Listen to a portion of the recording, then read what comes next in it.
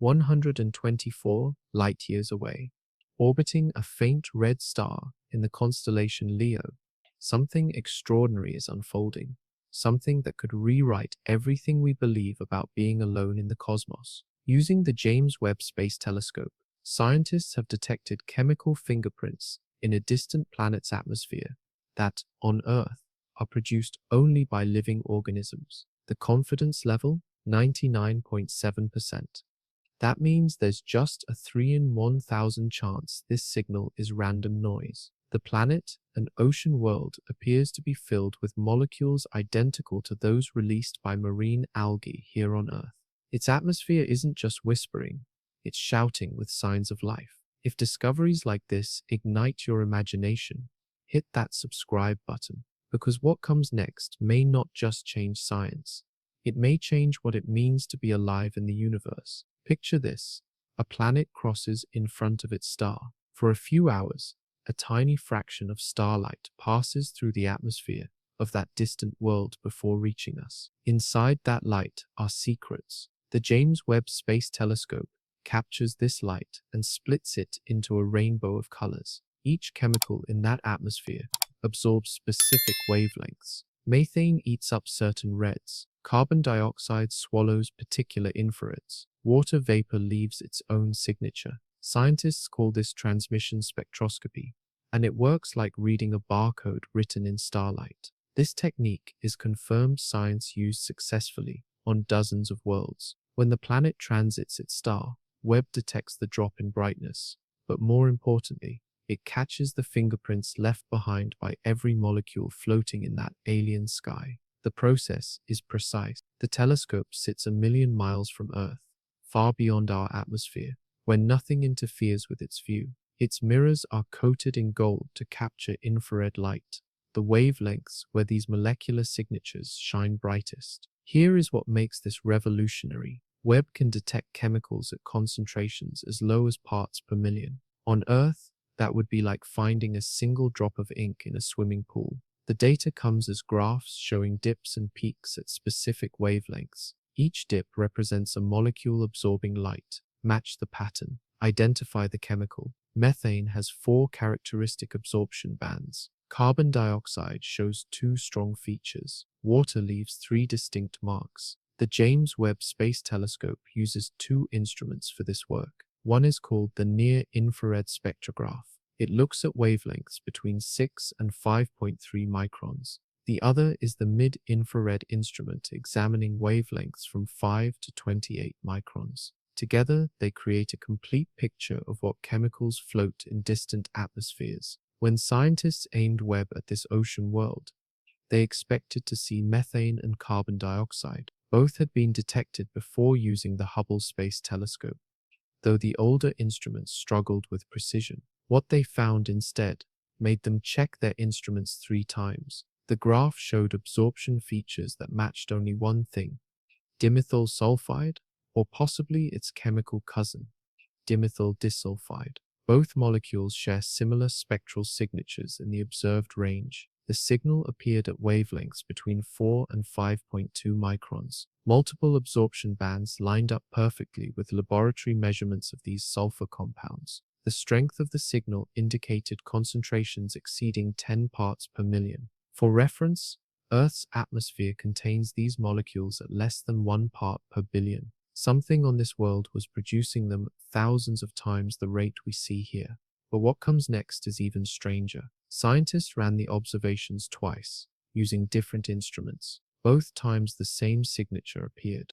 The probability this occurred by random chance sits at 0.3%. That is 3 sigma certainty in statistical terms. Not quite enough to declare victory, but far beyond coincidence. To reach 5 sigma, the gold standard for scientific discovery, they need just 2 or 3 more observation windows. Those could happen within the next year. The next question becomes obvious. What could possibly create these molecules in such staggering amounts? On our planet, dimethyl sulfide has only one confirmed source: life, specifically tiny organisms floating in the ocean called phytoplankton. These microscopic algae produce a compound called dimethyl sulfoniopropanate as they grow. When they die, or when bacteria break them down, this compound transforms into dimethyl sulfide. The gas escapes into the atmosphere, and you can smell it. Walk along any beach, and that sharp, slightly unpleasant scent in the air, that is dimethyl sulfide. Scientists have searched for decades for any non-biological way to make this molecule in planetary atmospheres. They have found nothing that works at meaningful scales. Laboratory experiments can create trace amounts through reactions between methane and hydrogen sulfide under specific conditions. But these pathways are inefficient. They require exact ratios of ingredients and produce dimethyl sulfide at concentrations far below what we observe on Earth, let alone what Webb detected on this distant world. Here is why this matters. Most biosignature gases have problems. Methane can come from volcanoes. Oxygen can be created when ultraviolet light splits water molecules. Phosphine might form in violent storms on gas giants. Each of these has at least one known abiotic pathway that muddies interpretation. Dimethyl sulfide and its cousin dimethyl disulfide stand apart. Their chemistry requires specific biological pathways that no known geological process can replicate at high concentrations. The molecule has a short lifetime. In Earth's atmosphere, dimethyl sulfide breaks down within days. Sunlight tears it apart. Oxygen attacks it. Hydroxyl radicals destroy it.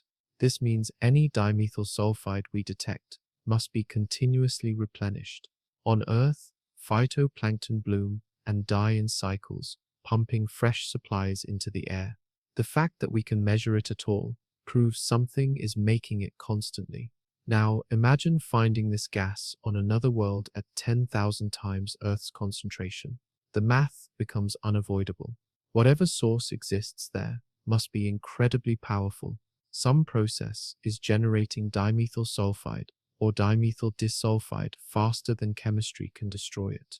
On Earth, our oceans teem with trillions upon trillions of phytoplankton working around the clock. To produce the concentrations Webb detected would require life on a scale difficult to comprehend. Theoretical work published before Webb's observations predicted this exact scenario. Scientists modeling hypothetical ocean worlds with hydrogen atmospheres calculated that if life existed there, dimethyl sulfide would accumulate to much higher levels than on Earth. The hydrogen atmosphere would slow down the destruction pathways. Microbes could thrive in warm oceans beneath. Their waste products would build up over time. The predictions matched observations almost perfectly. This is a theory supported by models, not yet confirmed fact, but the alignment between prediction and observation makes scientists cautiously optimistic. One researcher at Cambridge stated that given everything known about this planet, an ocean world teeming with life represents the scenario that best fits the data. But caution remains the watchword. The next step involves ruling out every alternative explanation, no matter how unlikely. What if something else we have never considered could make these molecules? When scientists say they have 99.7% confidence, they are talking about statistics. Specifically, they mean the signal they detected has only a 0.3% chance of being random noise. In the language of statistics, this is called 3 sigma certainty. Picture flipping a coin. Get 10 heads in a row, and you might suspect the coin is weighted. That is roughly 3 sigma. Get 20 heads in a row, and you would be certain. That is 5 sigma. The gold standard for claiming scientific discovery sits at 5 sigma. At that level, the probability of error drops below 0.0006%. Particle physicists used 5 sigma when announcing the Higgs boson. Astronomers used it when confirming gravitational waves. For something as profound as detecting alien life, nothing less will suffice. Right now, this discovery sits at 3 sigma. Exciting but not conclusive. Here is how they calculated this. The James Webb Space Telescope collected data showing absorption features at specific wavelengths. Scientists then compared this data against models. One model assumed dimethyl sulfide or dimethyl disulfide present in the atmosphere. Another model assumed these molecules were absent. The model with the sulfur compounds fit the data significantly better. Statistical tests revealed that the probability of getting this good a fit by chance if the molecules were not actually there equals 0.3%. But chance is not the only concern.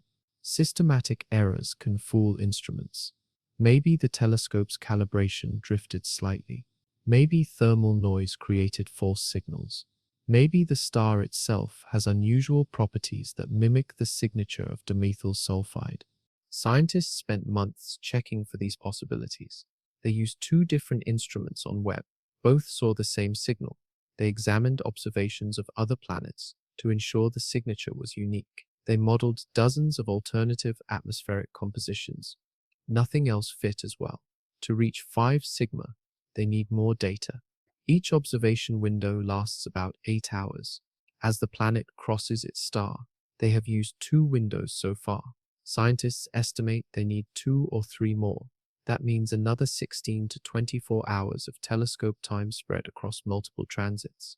The planet completes an orbit every 33 days, so opportunities arise frequently.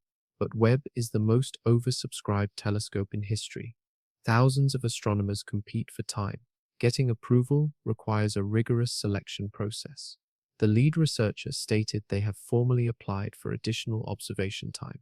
A review panel will decide whether the science justifies the cost. If approved, confirmation could come within 12 months. That timeline puts us potentially 1 year away from knowing whether we have detected alien life. 1 year away from answering humanity's oldest question: are we alone? But here is what makes this moment electric. Even at 3 sigma, even with uncertainty remaining, we have crossed a threshold. For the first time in history, we have data from another world that is easier to explain with life than without it. That has never happened before. What makes this world special enough to produce such a signal? The planet orbits a star called a red dwarf. These stars are smaller, cooler, and dimmer than our Sun. This particular red dwarf has a temperature of about 3,184 degrees C. Our Sun burns at 5,500 degrees. The red dwarf contains only 45% of our Sun's radius. Less mass, less heat, less light. But here is the trick. The planet orbits much closer to compensate. Earth sits 93 million miles from the Sun. This ocean world orbits just 13 million miles from its star. That puts it 167 times closer than Earth relative to its star's size. Distance matters more than you might think. The intensity of starlight follows the inverse square law. Double your distance, and you receive 1/4 the light. Move 10 times closer, and you get 100 times more light. This planet orbits so close that despite its star's dimness, receives roughly the same amount of energy Earth does. Scientists call this the habitable zone. It is the region around any star where a planet with the right atmosphere could maintain liquid water on its surface.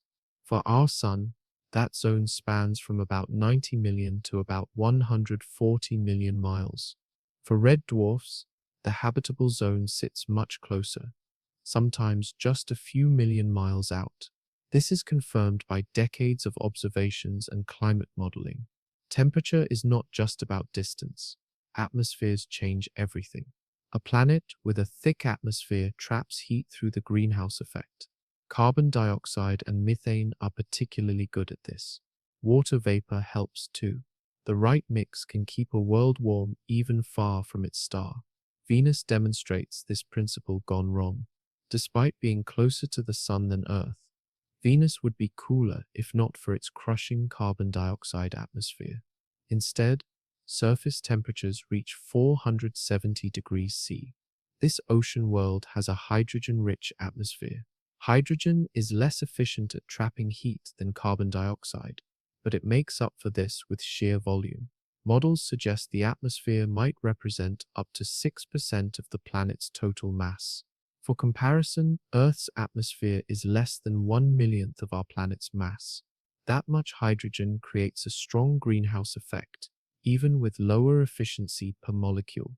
But here comes a complication. The same closeness that allows liquid water also brings danger. Red dwarfs are violent stars. They produce powerful flares, sudden bursts of radiation, and charged particles that blast nearby planets. These flares can strip away atmospheres over millions of years.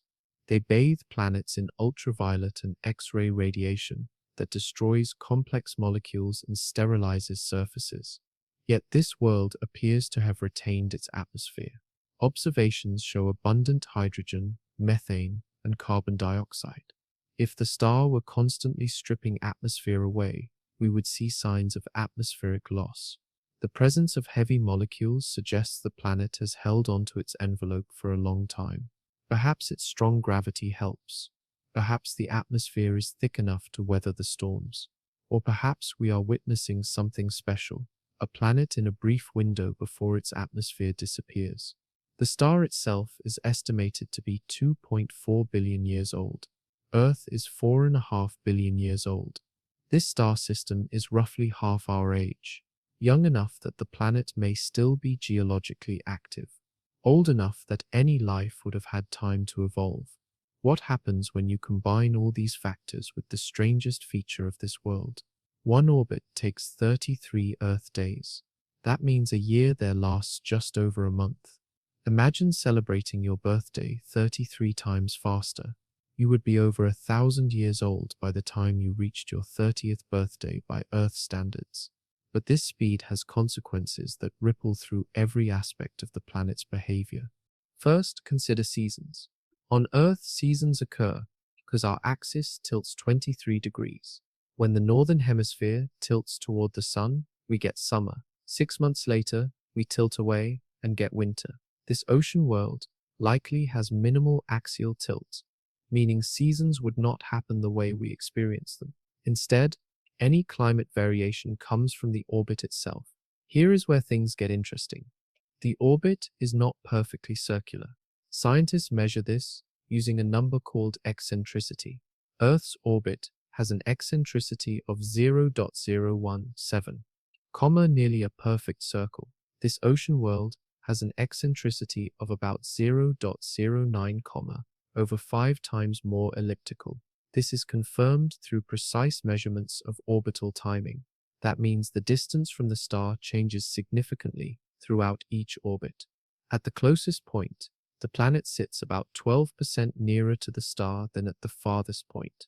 That might not sound like much, but the inverse square law amplifies this difference. The planet receives about 43% more starlight at closest approach compared to farthest distance. Imagine if Earth's climate swung that wildly. Every few weeks, temperatures would spike and crash in cycles. Any water on the surface would face constant freeze-thaw cycles. This creates a stability problem. Life as we know it requires stable temperatures. Extreme swings make it hard for complex chemistry to establish itself. Water might freeze at one part of the orbit, then boil at another. Organisms would need to survive both extremes within a single month. On Earth, extremophile bacteria can handle wide temperature ranges. Some thrive in boiling hot springs. Others survive in Antarctic ice.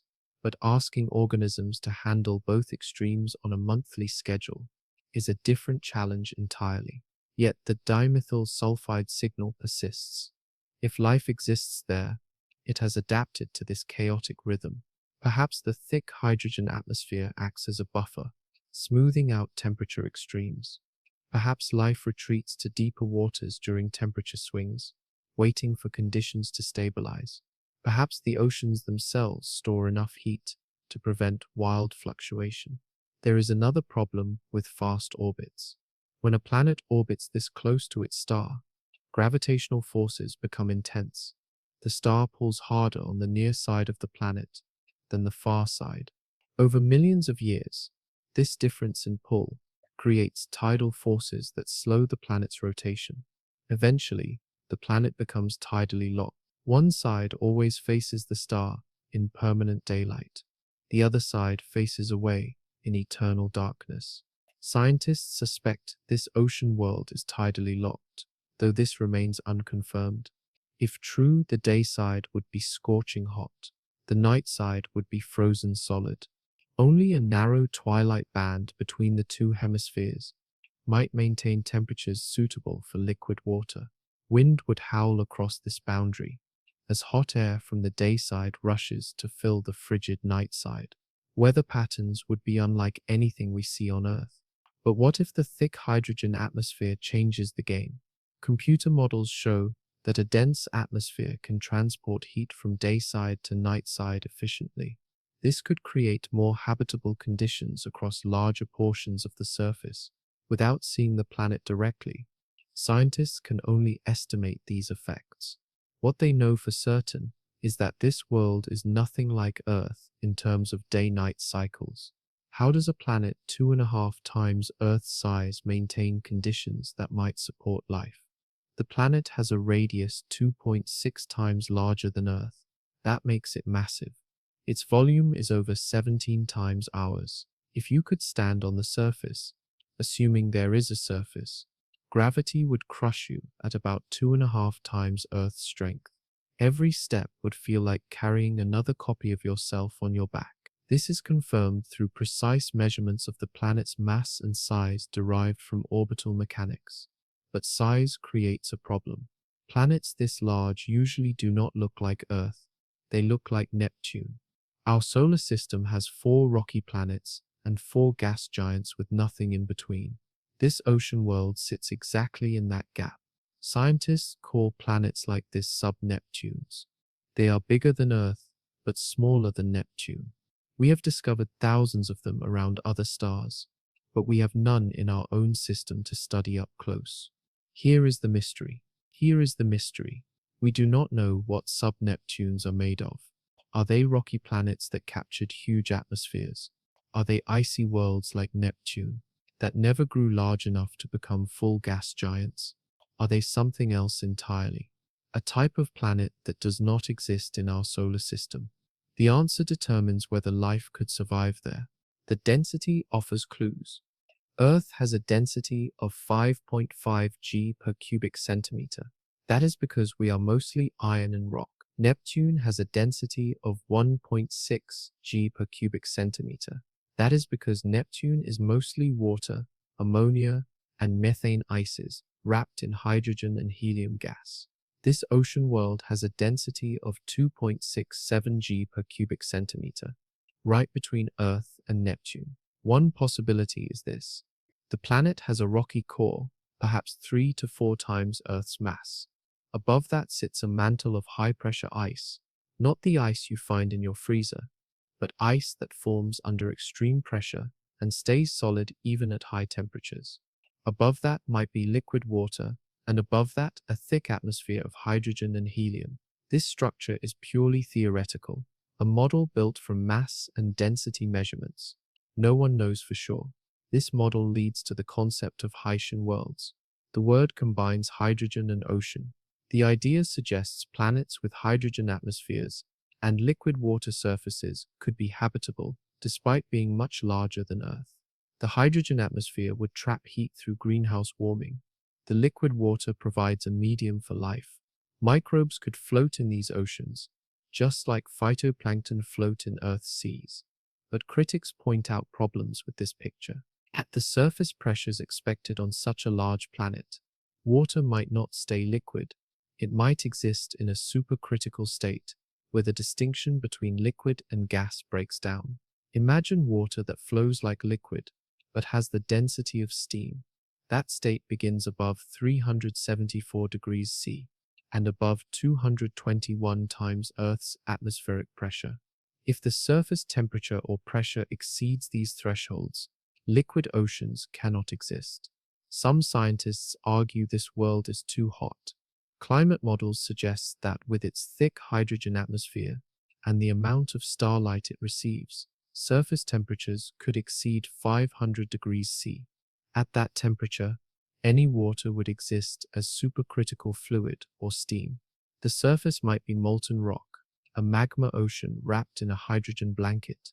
If so, the dimethyl sulfide signal needs a different explanation. But other models tell a different story. They suggest that, If clouds form in the upper atmosphere, those clouds could reflect enough starlight to keep the surface cool. And albedo, the measure of reflectivity, above 90% could maintain liquid water. Whether such clouds can form remains uncertain. The chemistry of hydrogen-rich atmospheres makes cloud formation different than on Earth. What makes the absence of certain molecules a crucial clue? Earth's oceans contain about 25 trillion phytoplankton. These microscopic organisms drift in the sunlit surface waters, using photosynthesis to turn carbon dioxide and sunlight into energy. They produce roughly half the oxygen we breathe. They form the base of the oceanic food chain, and they make dimethyl sulfide. When you visit the beach, that distinctive smell in the air comes largely from these tiny beings. Phytoplankton create a compound called dimethyl sulfonneopropionate to regulate salt balance in their cells. It acts as an osmolyte, helping them deal with the saltiness of seawater. When the phytoplankton die or when bacteria attack them, enzymes break down this compound. One of the breakdown products is dimethyl sulfide. The gas escapes into the atmosphere at a rate of about 100 million tons per year globally. This is confirmed science measured directly through atmospheric sampling and satellite observations. The molecule does not last long. Hydroxyl radicals in the atmosphere attack it within days. Sunlight breaks it apart. It oxidizes into sulfur dioxide, then sulfuric acid, which forms tiny particles. These particles seed clouds. More clouds mean more sunlight reflected back to space, cooling the planet. Some scientists propose this creates a feedback loop. Warmer oceans produce more phytoplankton. More phytoplankton make more dimethyl sulfide. More dimethyl sulfide creates more clouds. More clouds cool the planet. This hypothesis remains unproven, but widely discussed. Now consider what it means to detect dimethyl sulfide on another world. The signal requires continuous production. Something must churn out the molecule faster than chemistry destroys it. On Earth, the combined efforts of trillions upon trillions of phytoplankton cells barely maintain atmospheric concentrations of 1 part per billion. To reach 10 parts per million, the concentration observed on this ocean world requires a production rate 10,000 times higher. What could possibly do that? One option is simply more phytoplankton. If the oceans there contain vastly more microbial life per unit volume than Earth's oceans, the math works. But why would that be? Perhaps the combination of hydrogen atmosphere and liquid water creates ideal conditions for microbial blooms. Perhaps nutrients are more abundant. Perhaps the lack of predators allows populations to explode unchecked. Another option involves different chemistry. Perhaps organisms there produce dimethyl sulfide directly rather than as a byproduct. On Earth, phytoplankton make dimethyl sulfonneopropionate for one reason, and dimethyl sulfide happens as a side effect. On another world, life might use dimethyl sulfide as a signaling molecule, a metabolic product, or even a waste product of energy generation. Different evolutionary pressures could lead to different uses for the same molecule. There is also the question of bacterial contribution. On Earth, bacteria play a huge role in converting dimethyl sulfonneopropionate into dimethyl sulfide. Certain bacterial species specialize in this transformation. An ocean full of these bacteria feasting on organic matter could produce enormous quantities. The dimethyl sulfide supports this on Earth. Dimethyl sulfide comes primarily from bacterial metabolism, not phytoplankton directly. The smell these molecules produce is strong and unpleasant. At high concentrations, dimethyl sulfide reeks of rotting vegetables or decaying seaweed. Some describe it as garlicky or sulfurous. If you could somehow visit this ocean world and breathe the atmosphere, assuming the hydrogen did not kill you first, the stench would be overwhelming. Imagine standing downwind of a massive algae bloom covering millions of square miles, all releasing dimethyl sulfide at once.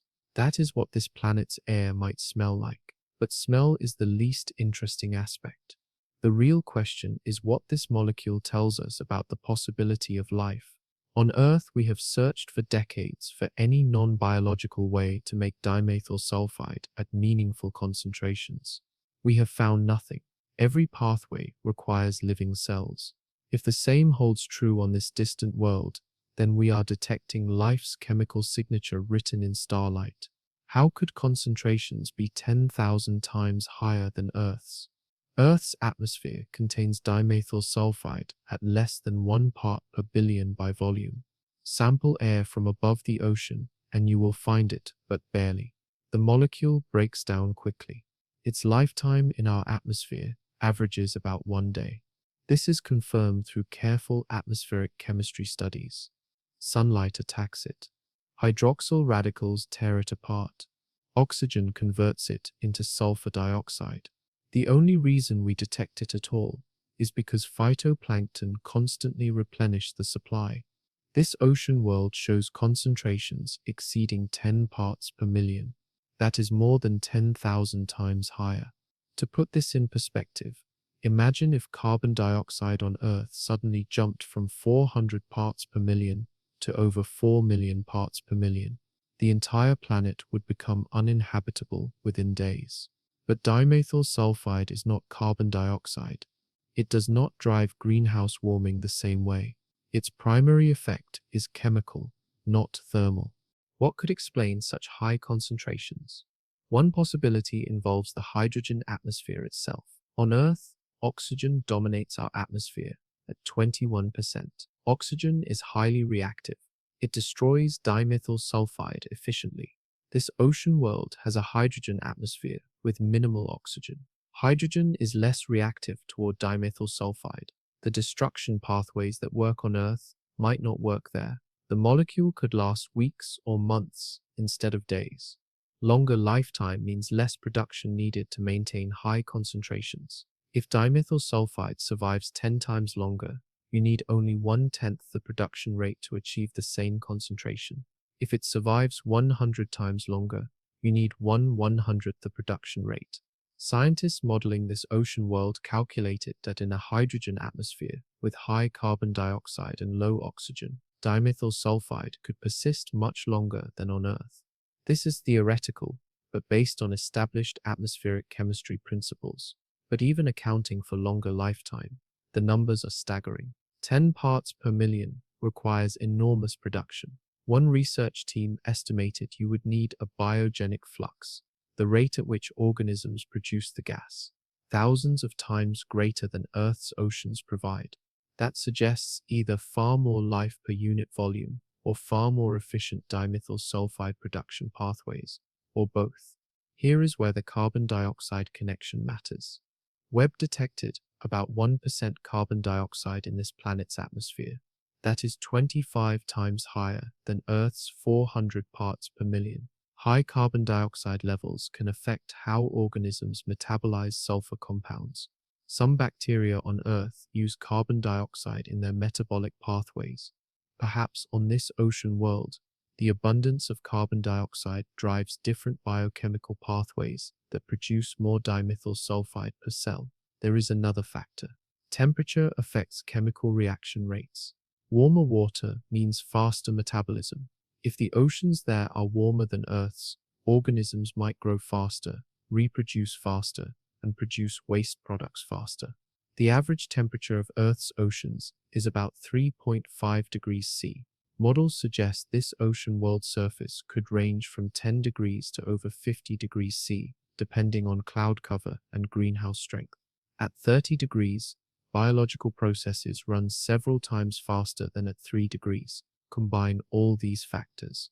A hydrogen atmosphere that slows dimethyl sulfide destruction, high carbon dioxide driving altered metabolic pathways, warm oceans accelerating biological processes, potentially higher biomass density than Earth's oceans.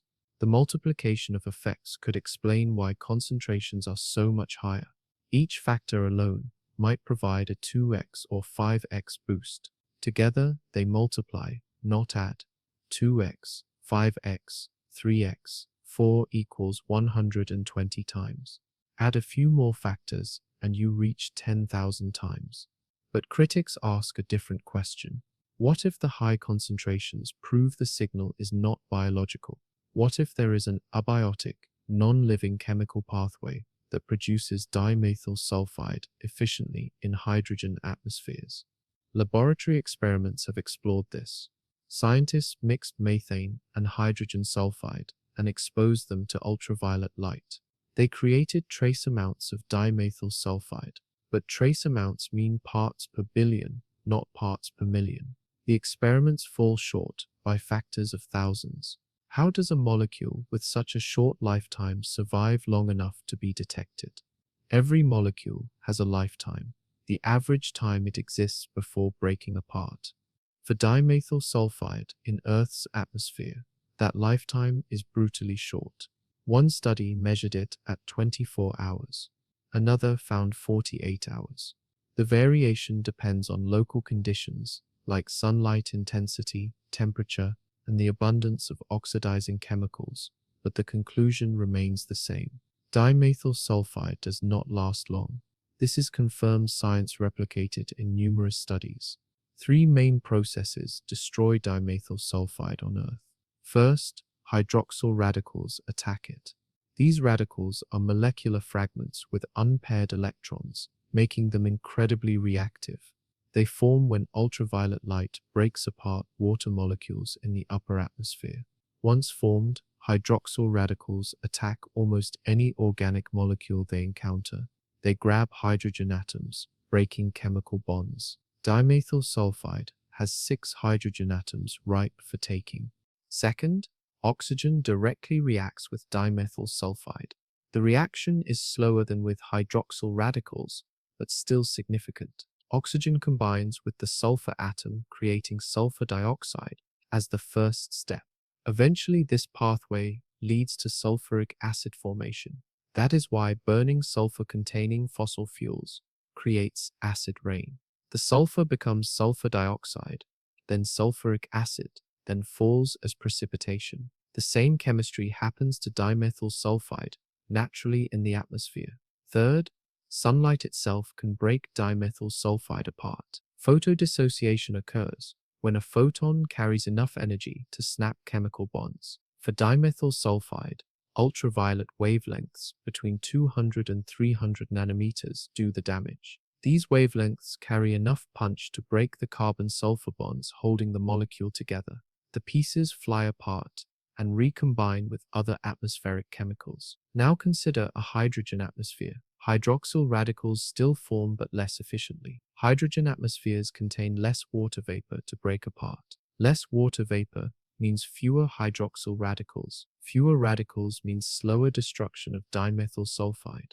Models suggest the hydroxyl radical concentration in this ocean world's atmosphere might be 1/10 or 1/100th of Earth's levels. Oxygen presents even more dramatic differences. This ocean world has minimal oxygen. Spectroscopic observations show no detectable oxygen features. That means the direct oxidation pathway that destroys dimethyl sulfide on Earth does not work there. Eliminating one major destruction route automatically extends the molecule's lifetime. Photodissociation still happens. The planet's star puts out ultraviolet light, though red dwarfs emit less UV than our sun. The hydrogen atmosphere itself might absorb some UV before it reaches lower altitudes, where dimethyl sulfide concentrates. Methane and carbon dioxide also absorb certain UV wavelengths, providing additional shielding. The net effect is that dimethyl sulfide experiences less photochemical stress. Put all this together, and dimethyl sulfide might survive 10 times longer, possibly 100 times longer than on Earth. Instead of 1 or 2 days, it might last weeks or months. That transforms the production requirements. If you only need to replenish the molecule every few weeks instead of every day, you need much less biological activity to maintain the same atmospheric concentration. A factor of 10 in lifetime reduces production requirements by a factor of 10. But here is the catch. Even with a 100 times longer lifetime, you still need significant production to maintain 10 parts per million. The math is unavoidable. Something on this world generates dimethyl sulfide, at rates that dwarf anything we see on Earth. The extended lifetime helps explain how the concentration stays so high, but it does not eliminate the need for a powerful source. Scientists are trying to pin down exact lifetime numbers through detailed atmospheric modeling. They input the observed concentrations of methane, carbon dioxide, and hydrogen. They calculate photochemistry reaction by reaction, tracking how each molecule interacts with others. They estimate UV flux from the star. They model temperature and pressure at different altitudes. The result is a prediction of dimethyl sulfide lifetime under those specific conditions. Early models suggest lifetimes between 10 and 100 days, but uncertainty remains large. What could explain these signals without invoking life at all? Not everyone believes the dimethyl sulfide signal means life. A growing number of scientists point to an alternative explanation. What if this world has no oceans at all? What if the surface is molten rock wrapped in a hydrogen atmosphere? Magma oceans could produce some of the same chemical signatures as living oceans. This alternative explanation comes from detailed climate modeling published in early 2024. Here is how magma oceans might work. The planet receives substantial starlight despite orbiting a dim red dwarf. A thick hydrogen atmosphere creates a powerful greenhouse effect. Even though hydrogen is not as efficient as carbon dioxide at trapping heat, enough of it creates serious warming. Models suggest surface temperatures could exceed 800 degrees C under these conditions. This is theoretical based on energy balance calculations and known atmospheric properties. At those temperatures, rock melts. Granite melts around 1,200 degrees. Basalt melts around 1,100 degrees. But rocks are complex mixtures. Some minerals melt at lower temperatures. A planetary surface at 800 degrees would not be fully molten, but it could have widespread lava flows, lava lakes, and molten regions covering large fractions of the surface. Picture Io, Jupiter's volcanic moon, but scaled up to 2.5 times Earth's size. Magma interacts with atmospheres in complex ways. Volcanic gases bubble up through molten rock. These gases include water vapor, carbon dioxide, sulfur dioxide, and hydrogen sulfide. When hydrogen sulfide enters a hydrogen-rich atmosphere, chemistry happens. At high temperatures, hydrogen sulfide can react with carbon-containing molecules to form organic sulfur compounds. Laboratory experiments have demonstrated this. The yields are low, but continuous volcanic outgassing could maintain steady production. One research team ran the numbers. They modeled a planet with a magma surface, a hydrogen atmosphere, and volcanic outgassing rates similar to Earth's most active volcanic periods. Their model produced dimethyl sulfide through abiotic chemistry, but the concentrations fell short by factors of 10 to 100 compared to observations. They could make dimethyl sulfide without life, but not enough of it. The gap suggests biology might still be needed, but it does not rule out enhanced volcanic processes we do not fully understand. There is another clue. Ammonia on Earth. Nitrogen-rich atmospheres produce ammonia when lightning or other energy sources combine nitrogen with hydrogen. Ammonia is also produced by life. Many bacteria generate ammonia as a waste product. Models predict that a habitable ocean world should have detectable ammonia, yet observations show none. The absence of ammonia is confirmed through spectroscopic analysis. Magma ocean models explain the missing ammonia naturally. Nitrogen dissolves into molten rock under high pressure.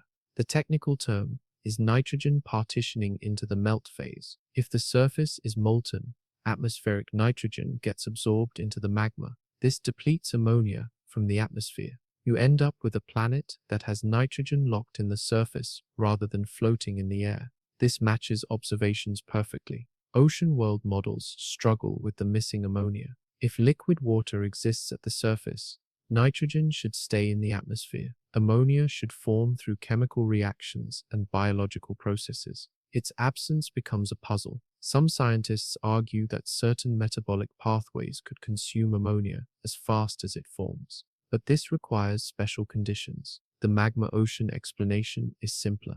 It requires no special biology, just basic chemistry. But magma ocean models face their own challenges. They struggle to explain the methane detected in the atmosphere. Methane should not be stable at high temperatures. It breaks down into carbon and hydrogen above about 700 degrees C. To maintain 1% methane in the atmosphere requires either continuous production or cooler temperatures than magma ocean models predict. Either option creates problems for the magma ocean hypothesis. The debate continues. Some scientists favor the magma ocean explanation because it explains missing ammonia. Others favor the ocean world explanation because it explains abundant methane and dimethyl sulfide.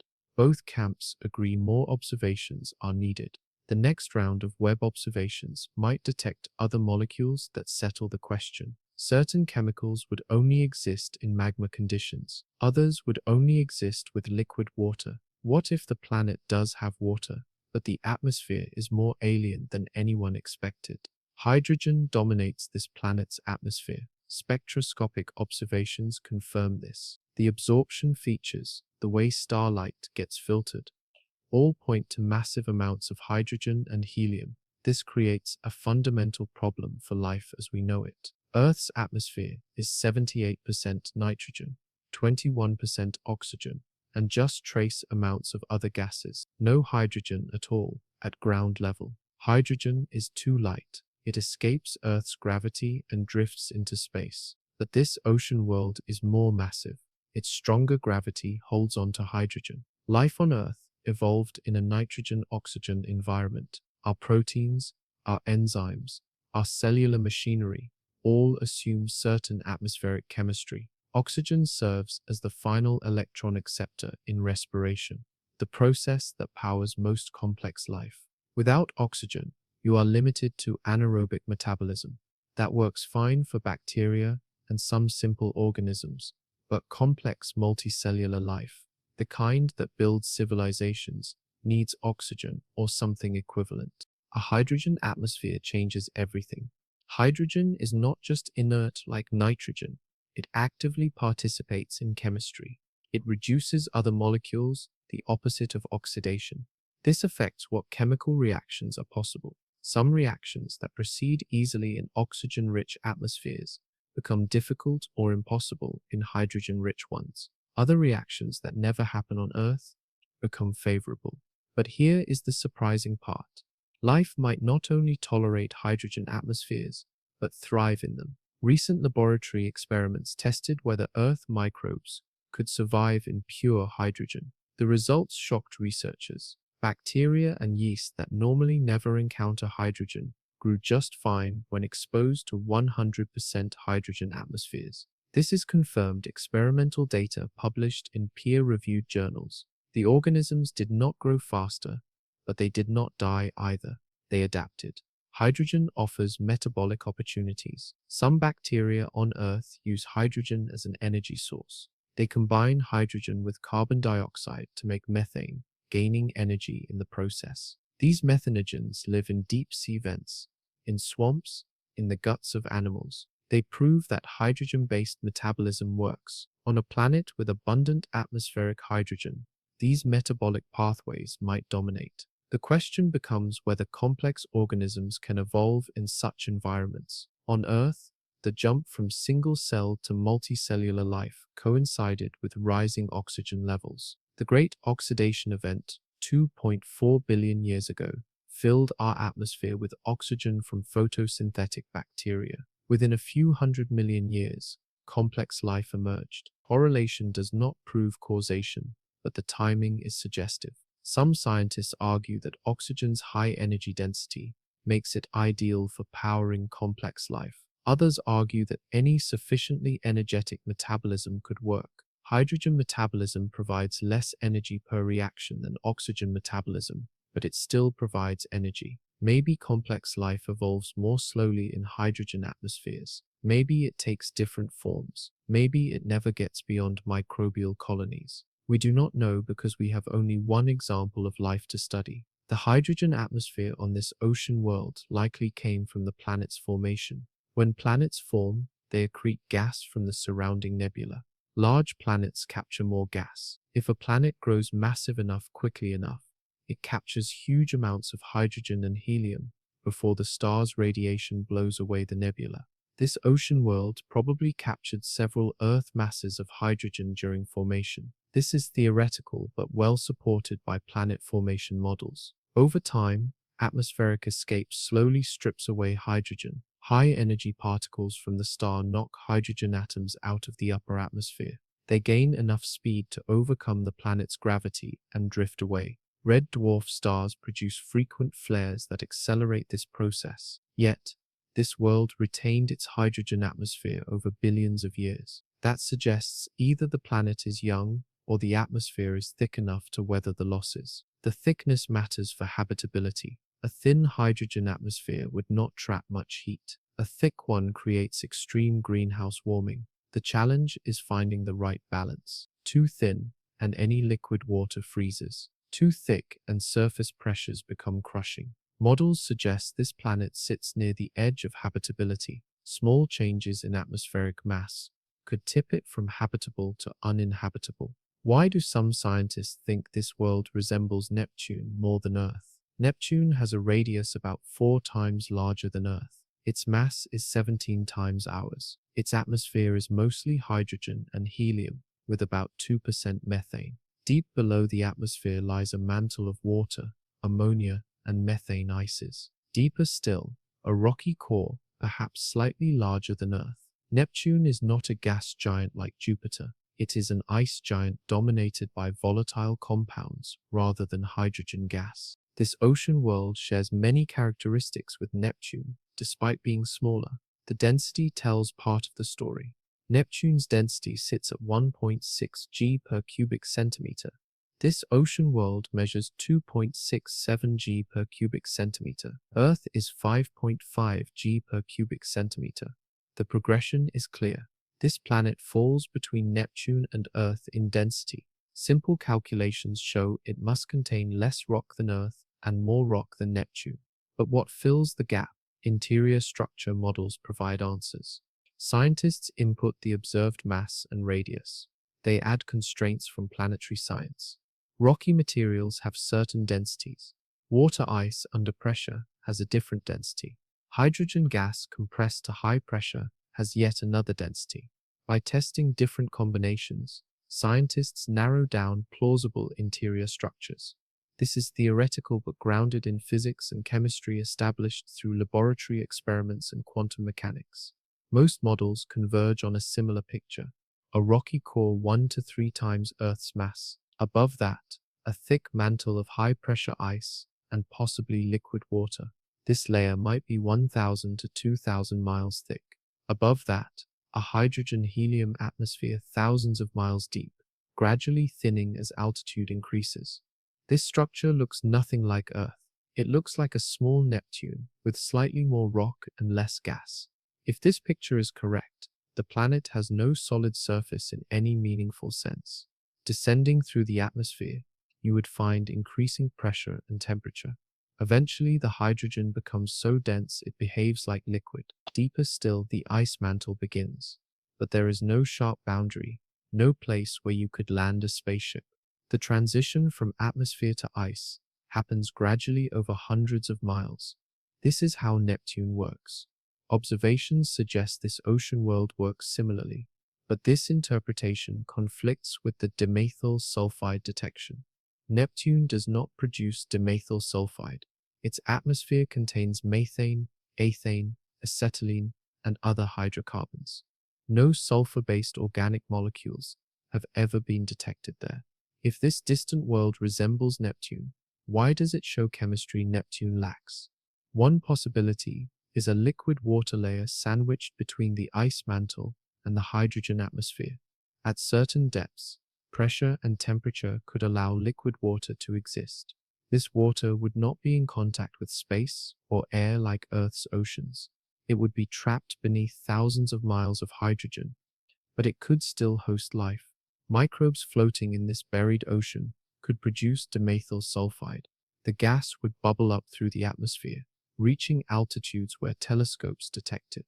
Critics point out problems with this scenario. How would life start in a buried ocean? On Earth, life likely began in shallow pools or near hydrothermal vents. places where energy and chemicals concentrate.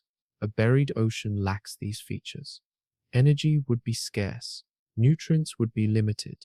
Starting life in such conditions seems implausible, but once started, perhaps through some unknown mechanism, life might spread and thrive. Another issue is methane. Neptune has 2% methane. This ocean world has 1%. On Neptune, methane comes from the planet's interior, released through convection and atmospheric mixing. If this world resembles Neptune, its methane might have the same source, but ocean world models explain methane differently. They propose biological production, with methanogens creating methane from hydrogen and carbon dioxide. Both explanations fit the observations, making it hard to distinguish between them. The debate boils down to whether this planet has a surface and oceans, or lacks both. Spectroscopy tells us what chemicals exist in the atmosphere. It does not directly reveal what lies beneath. We infer surface conditions from atmospheric composition, but inferences can be wrong.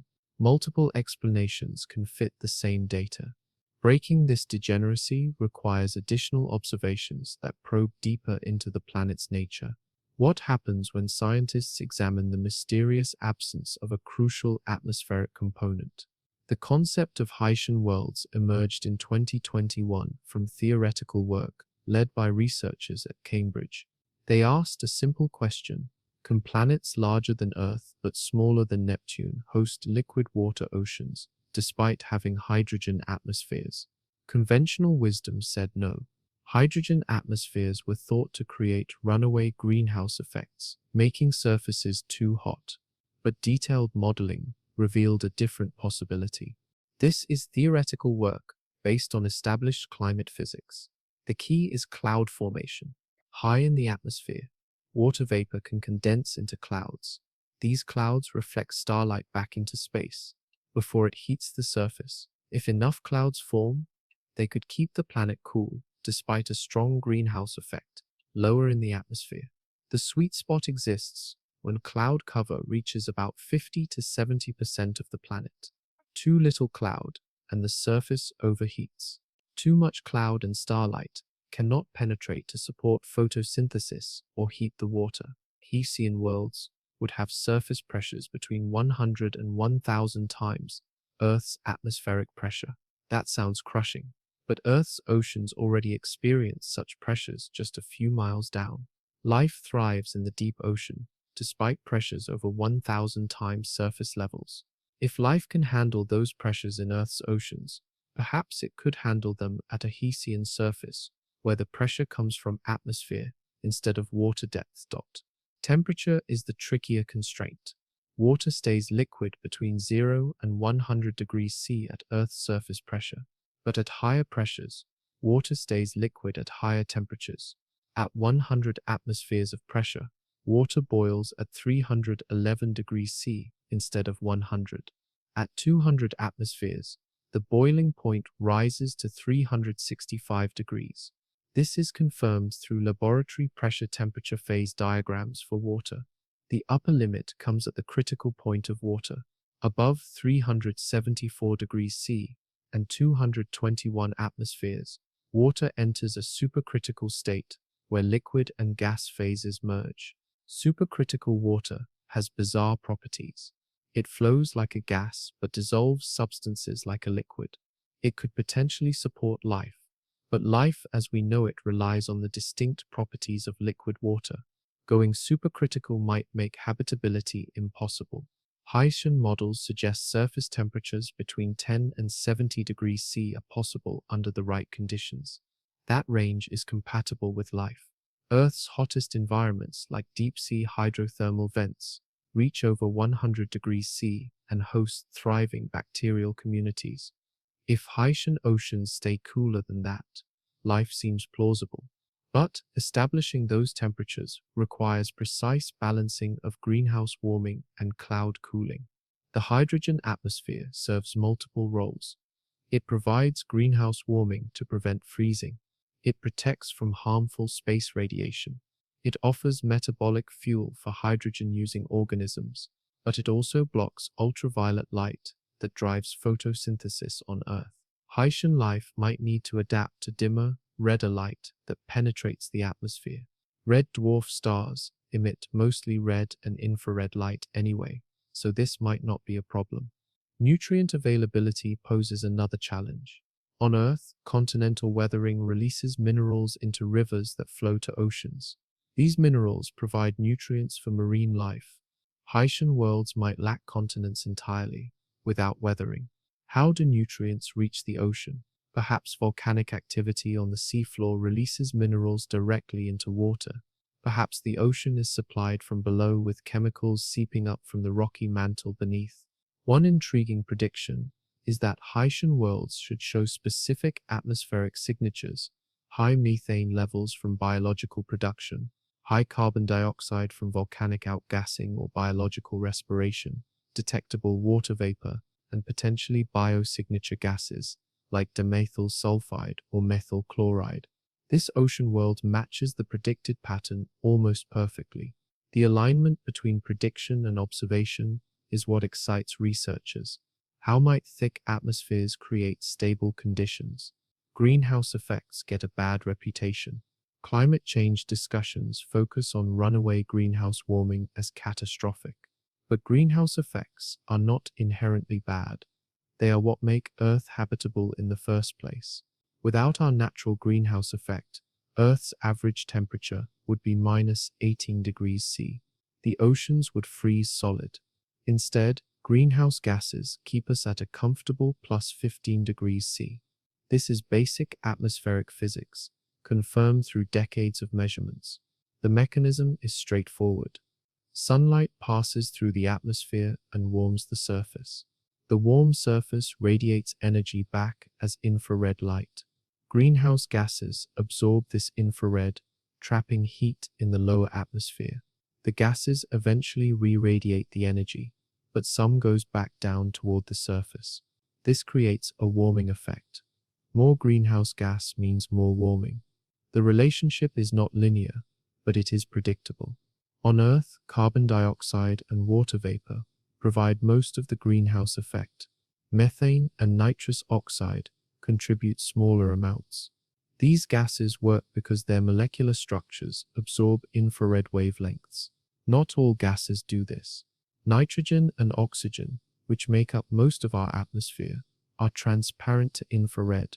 They do not contribute to greenhouse warming. Hydrogen and helium are similarly transparent. You need other molecules mixed in. This ocean world's hydrogen atmosphere does not trap much heat directly, but it contains about 1% methane and 1% carbon dioxide. That might not sound like much, but it is enough.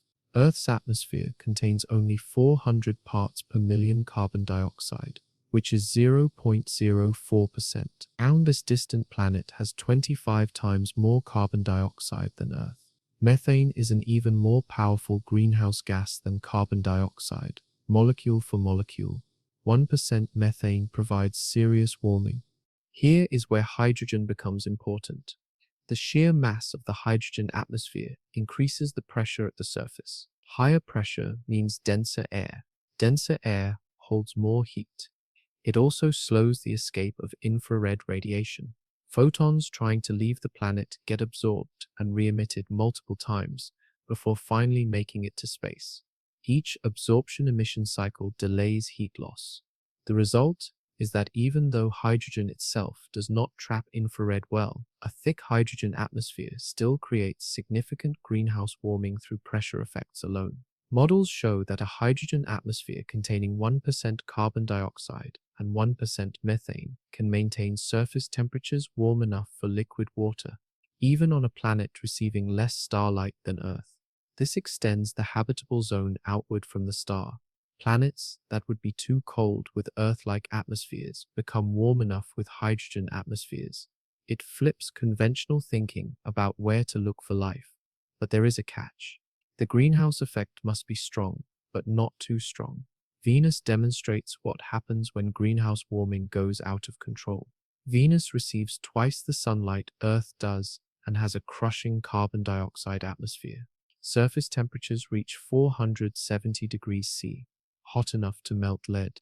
The greenhouse effect ran away. all water evaporated, creating more greenhouse gas, creating more warming, creating more evaporation. A positive feedback loop with no braking mechanism. This ocean world sits right on the edge. Computer models show that small changes in atmospheric composition or cloud cover could push it into runaway greenhouse territory. If clouds fail to form, surface temperatures spike, water evaporates, creating more greenhouse warming. Once started, the process might be irreversible. Alternatively, if clouds become too thick, they block too much starlight. Surface temperatures drop, water freezes, frozen surfaces reflect more light, creating more cooling. Another runaway process, but in the opposite direction. The fact that this planet apparently maintains stable conditions suggests a balancing mechanism. Perhaps biological processes help stabilize climate. On Earth, phytoplankton produce dimethyl sulfide, which seeds clouds. More warming means more phytoplankton. More phytoplankton means more dimethyl sulfide. More dimethyl sulfide means more clouds. More clouds mean more cooling. This negative feedback might prevent runaway warming. The same mechanism could work on this ocean world. If so, life would not just exist there. Life would actively regulate the planet's climate, making it habitable. Why does the absence of ammonia split scientific opinion? Ammonia should be there. Multiple models predict it. Yet, observations show no trace. This absence has become one of the most debated aspects of this planet's atmosphere. Ammonia is nitrogen and hydrogen combined. Formula written as one nitrogen atom bonded to 3 hydrogen atoms. In a hydrogen-rich atmosphere receiving energy from starlight or lightning, ammonia formation is expected. This is confirmed chemistry observed in laboratory experiments and in gas giant atmospheres in our solar system. Jupiter has ammonia, so does Saturn, Uranus, and Neptune. Wherever you find hydrogen and nitrogen together with enough energy to drive reactions, ammonia appears. Spectroscopic observations of these planets show strong ammonia absorption features. No one questions whether ammonia is there. The question is why it is missing from this ocean world when it should be present. One explanation invokes biological consumption. Some bacteria on Earth metabolize ammonia as an energy source.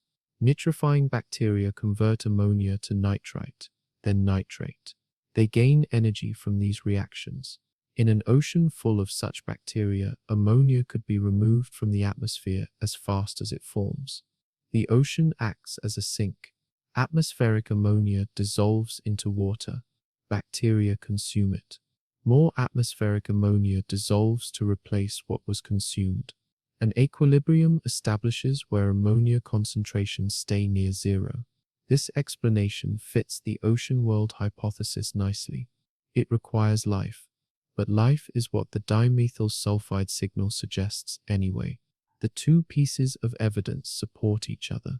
Biological metabolism explains both the presence of dimethyl sulfide and the absence of ammonia. It creates a self-consistent picture, but it requires assuming life exists, which is what scientists are trying to prove. Circular reasoning becomes a risk. The alternative explanation invokes chemistry without biology. If the surface is molten rock, nitrogen dissolves into the magma. Experimental studies of volcanic systems show that at high temperatures and pressures, nitrogen partitions into melt phases rather than staying in the gas phase. A magma ocean would suck nitrogen out of the atmosphere. Without atmospheric nitrogen, ammonia cannot form. The absence of ammonia becomes evidence for a magma ocean rather than a water ocean. This explanation fits the magma ocean hypothesis nicely. It requires no life. It explains the missing ammonia through straightforward chemistry, but it struggles to explain the dimethyl sulfide. As discussed earlier, magma ocean models can produce small amounts of dimethyl sulfide through abiotic chemistry. Whether they can produce enough remains questionable. The magma ocean hypothesis explains one mystery while struggling with another.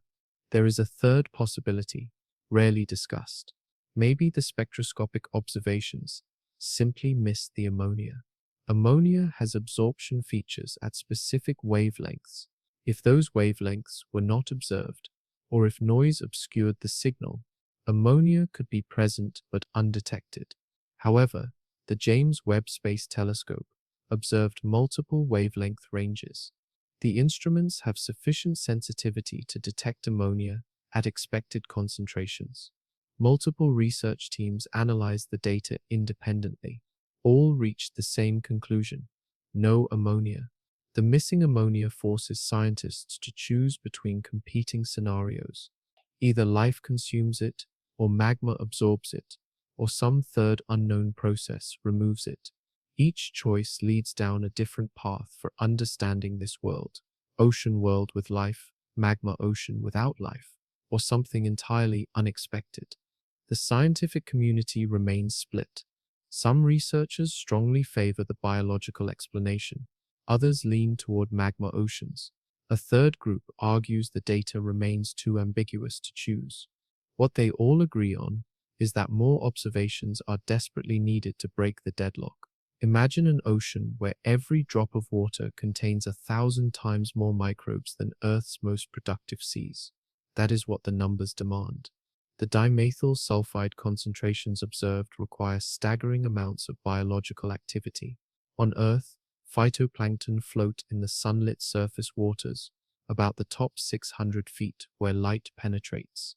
Below that, darkness reigns. Photosynthesis stops. On this ocean world, the same depth limit would apply unless something changes the rules. One possibility is simply density.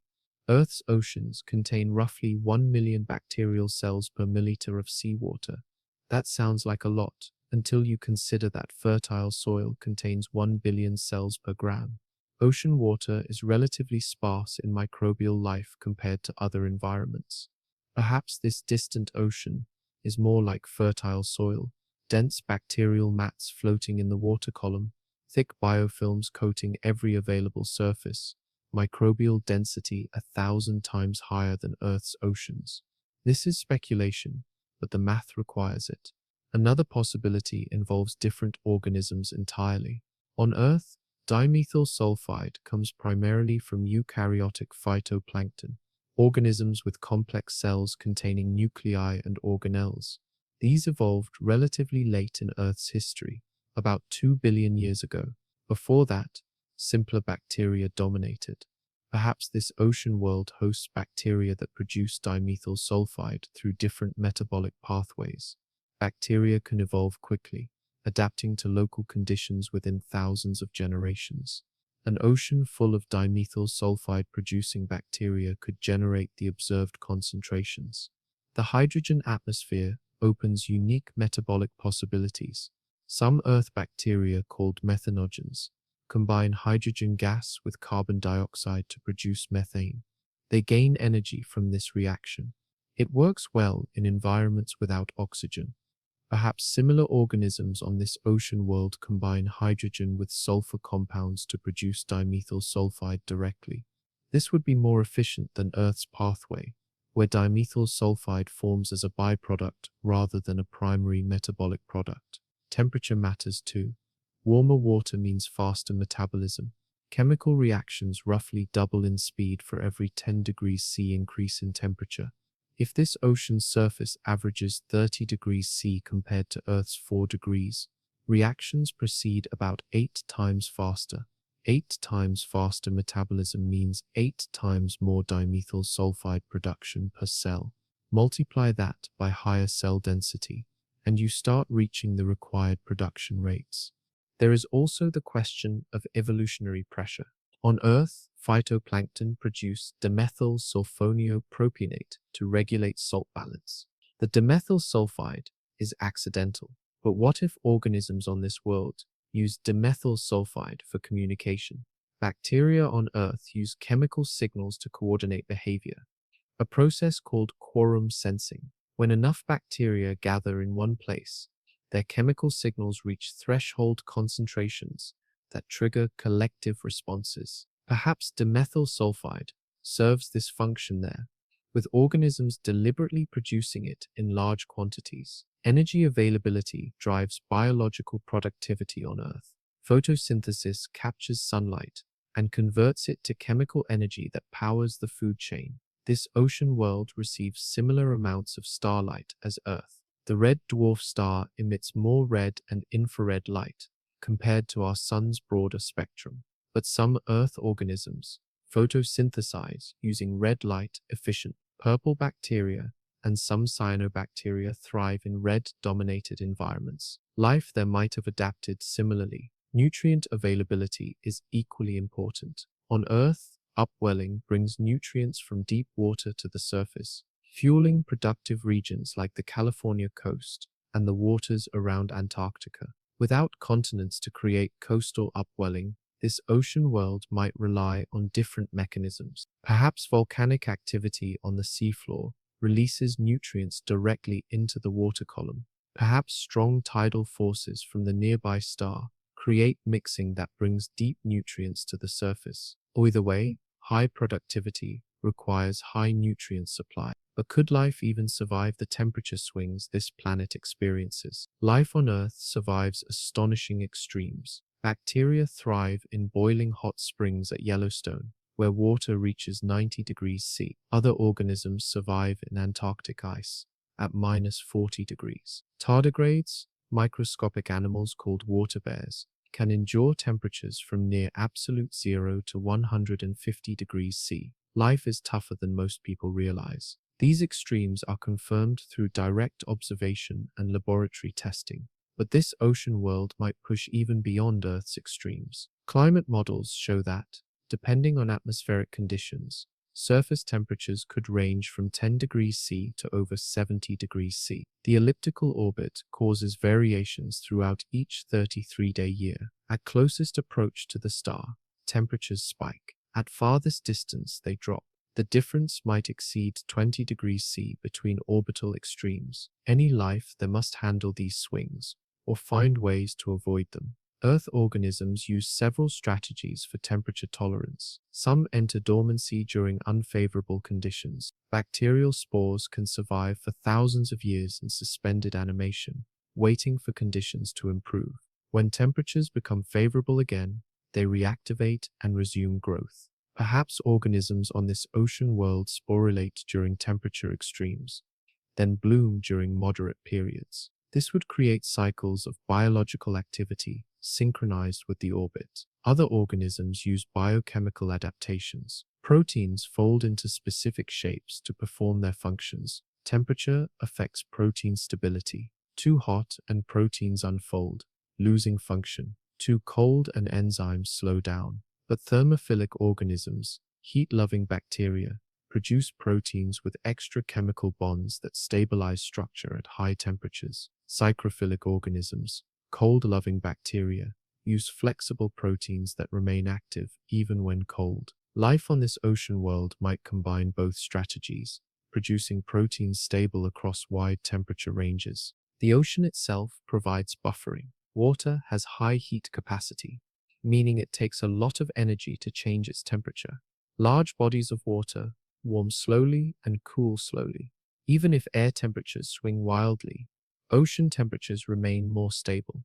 Earth's oceans show daily temperature variations of just 1 or 2 degrees at the surface, despite air temperature swings of 10 or 20 degrees. An ocean on this distant world would similarly buffer temperature changes, smoothing out the orbital variations. Depth offers another refuge. On Earth, surface waters fluctuate in temperature with seasons and weather. Deeper waters remain stable year-round. Below about 600 feet, ocean temperature barely changes. It stays around 4 degrees C in most places, regardless of what happens at the surface. Life could retreat to stable deep water during temperature extremes, then rise to the productive surface layer during favorable periods. Vertical migration is common in Earth's oceans. Many organisms descend during day and rise at night, but extreme temperatures create another problem. Chemical reaction rates change with temperature, not just biological reactions, but all chemistry. At higher temperatures, dimethyl sulfide breaks down faster. At lower temperatures, it persists longer. The varying lifetime throughout the orbital cycle complicates atmospheric modeling. Scientists must account for time-dependent chemistry, where reaction rates shift as the planet moves along its elliptical path. There is evidence that life adapts to cyclic extremes better than constant extremes. Organisms can prepare for predictable changes. Before winter arrives, trees move nutrients into their roots and shed leaves. Before dry season comes, some fish bury themselves in mud and enter hibernation. The key is predictability. If the 33-day cycle repeats reliably, life could evolve responses triggered by environmental cues like changing light intensity or temperature. But temperature is not the only challenge this planet presents. What about the day-night problem? When a planet orbits very close to its star, gravitational forces reshape everything. The star pulls harder on the near side than the far side. This difference in pull, called tidal force, creates friction inside the planet. Over millions of years, this friction slows the planet's rotation. Eventually, the planet rotates at exactly the same rate it orbits. One side permanently faces the star. The other side faces eternal darkness. This is confirmed physics observed throughout our solar system. Our moon is tidally locked to Earth. The same side always faces us. We never see the far side from Earth without spacecraft. Mercury is nearly tidally locked to the Sun, rotating 3 times for every 2 orbits. Most planets orbiting close to red dwarfs are expected to be fully tidally locked.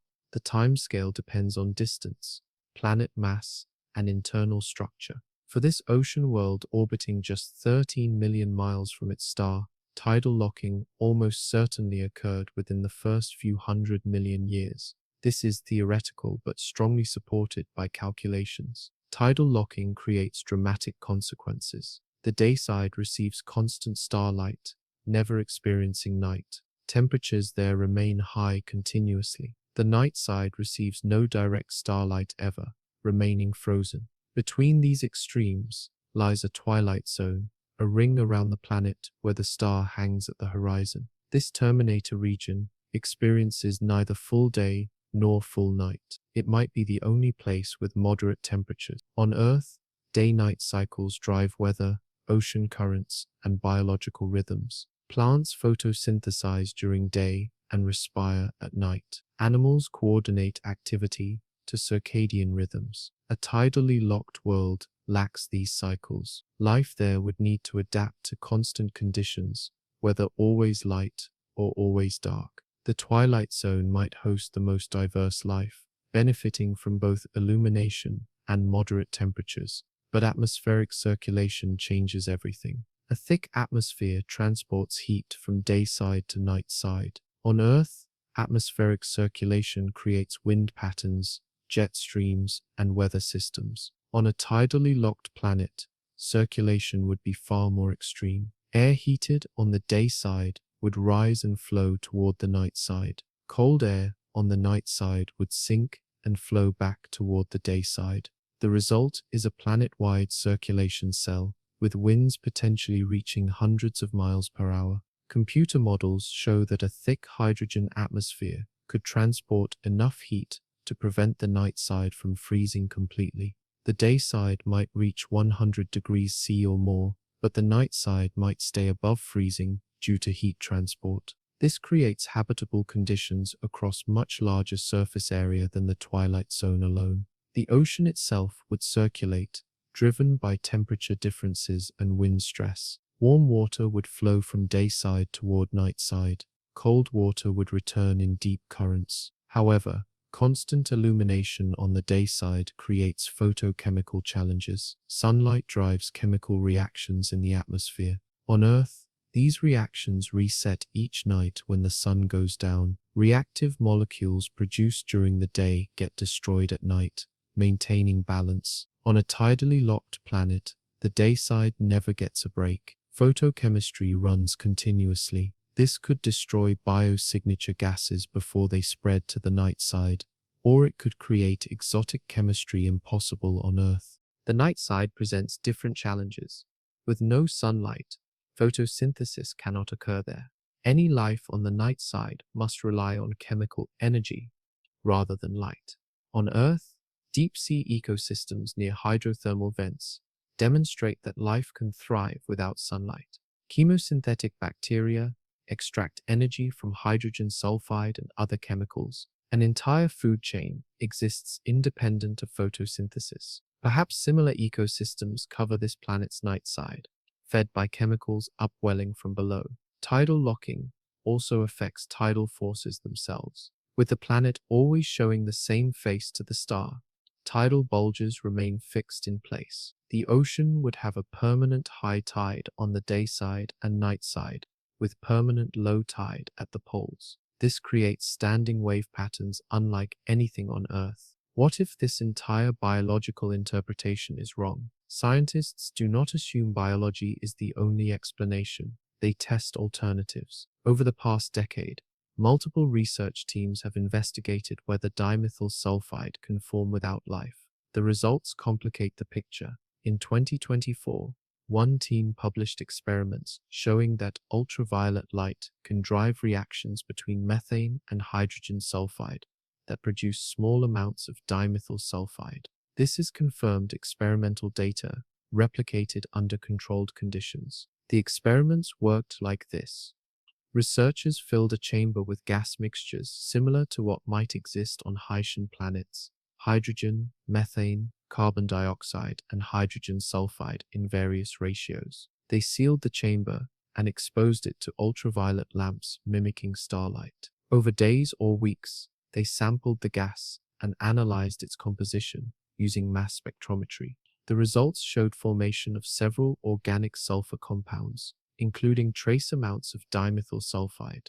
The mechanism involves free radicals, molecular fragments with unpaired electrons. Ultraviolet light breaks apart methane, creating methyl radicals. These radicals can then react with hydrogen sulfide, which also breaks apart under UV light. Through a series of reactions, methyl radicals combine with sulfur to form dimethyl sulfide. The chemistry is complex, involving multiple intermediate steps, but it works. You can make dimethyl sulfide without biology. However, the yields were tiny. The experiments produced dimethyl sulfide at concentrations measured in parts per billion. To reach the parts per million levels observed on this ocean world requires yields thousands of times higher. The researchers acknowledged this limitation. They suggested that perhaps continuous volcanic outgassing of hydrogen sulfide combined with intense photochemistry might boost production. But even generous assumptions fell short of explaining observations. Another experiment explored different pathways. Scientists simulated conditions in molecular clouds, the cold, dense regions of space where stars form. They mixed simple molecules on ice grains and exposed them to radiation. Under these extreme conditions, they created various organic compounds, including dimethyl sulfide. This showed that dimethyl sulfide can form in space before planets even exist. Comets and asteroids might deliver dimethyl sulfide to planetary atmospheres during impacts, but delivery by comets faces problems. Any dimethyl sulfide delivered from space would be destroyed quickly by atmospheric chemistry. To maintain the observed concentrations requires continuous replenishment. A planet would need constant bombardment by dimethyl sulfide-rich comets. We see no evidence for such bombardment. Crater counts on planets and moons provide clues about impact rates. This ocean world, based on its age and orbit, should not experience heavy bombardment. A third set of experiments examined high-temperature chemistry. When hydrogen sulfide reacts with organic molecules at temperatures above 500 degrees C, various sulfur compounds form. Volcanic vents on the seafloor might provide such conditions. Hot fluids rich in hydrogen sulfide mixing with organic molecules from biological or abiotic sources could generate dimethyl sulfide. This pathway does not require life directly, though it might require organic precursors that life produces. The challenge is scale. All these abiotic pathways work in principle. They produce measurable dimethyl sulfide in laboratory settings, but scaling them up to planetary levels requires extraordinary conditions: constant intense UV radiation, massive volcanic outgassing rates, unusual atmospheric compositions that maximize production, while minimizing destruction. The combination of all factors needed simultaneously seems unlikely, though unlikely is not impossible. One researcher put it bluntly, "Yes, we can make dimethyl sulfide without life, but making enough dimethyl sulfide to explain observations without life requires so many special conditions that invoking biology becomes simpler. Biology is efficient at producing specific molecules. Abiotic chemistry tends to produce everything at once in small amounts. The specificity and abundance of dimethyl sulfide points toward biological production." But what about false signals from space debris? In 2022, scientists made an unexpected discovery. They detected dimethyl sulfide on a comet. The comet, named 67P Churyumov-Gerasimenko, was visited by the European Space Agency's Rosetta probe. Instruments aboard Rosetta sampled the gas and dust streaming from the comet's surface as it warmed near the sun. Among dozens of detected molecules, dimethyl sulfide appeared. This confirmed that dimethyl sulfide exists in cometary ice, created through abiotic processes before the comet formed. The detection challenged assumptions about biosignatures. If comets contain dimethyl sulfide, then finding it on a planet might not indicate life. Perhaps impacts delivered the molecule.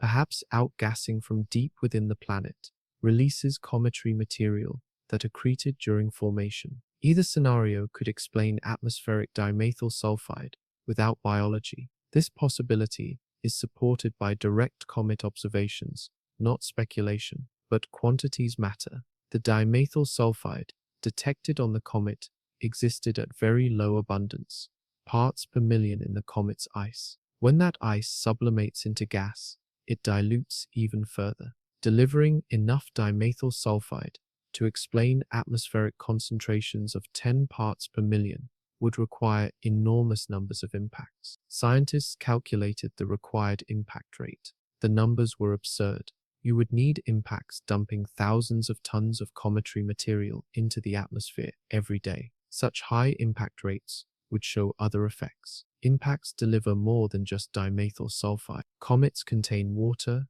carbon monoxide, ammonia, methanol, formaldehyde, and dozens of other molecules. If impacts were delivering dimethyl sulfide, they should be delivering all these other molecules too. Yet, atmospheric observations do not show unusual abundances of other cometary volatiles. Carbon monoxide appears absent or very low. Ammonia is missing.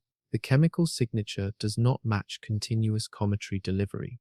There is another problem: impact speeds. When a comet hits a planet, velocities range from tens to hundreds of kilometers per second.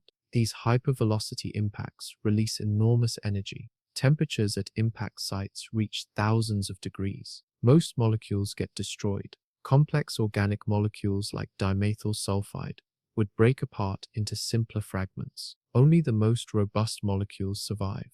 Dimethyl sulfide is not particularly robust. It should be destroyed, not delivered intact. Some impacts occur at lower velocities. If the planet captures a comet gravitationally and the comet spirals inward slowly, it might hit at just a few km/s. These gentle impacts might preserve molecules better, but gentle impacts are rare. Most comets either miss entirely or hit hard. The probability of sustaining continuous gentle impacts over millions of years seems vanishingly small. There is one scenario where cometary delivery might work. If the planet formed in a region rich with cometary material and captured huge amounts during formation, that material could be stored in the planet's interior. Over time, volcanic activity or convection might bring this material to the surface, releasing ancient cometary volatiles into the atmosphere. This would not require ongoing impacts, just release of primordial material. But this scenario requires the dimethyl sulfide to survive inside the planet for billions of years. Planetary interiors reach temperatures of thousands of degrees. Pressures exceed millions of atmospheres. Most molecules break down under such conditions. Only the most chemically stable compounds survive. Dimethyl sulfide would almost certainly be destroyed during storage. Water survives because it is extremely stable. Simple gases like hydrogen, methane, and carbon dioxide survive.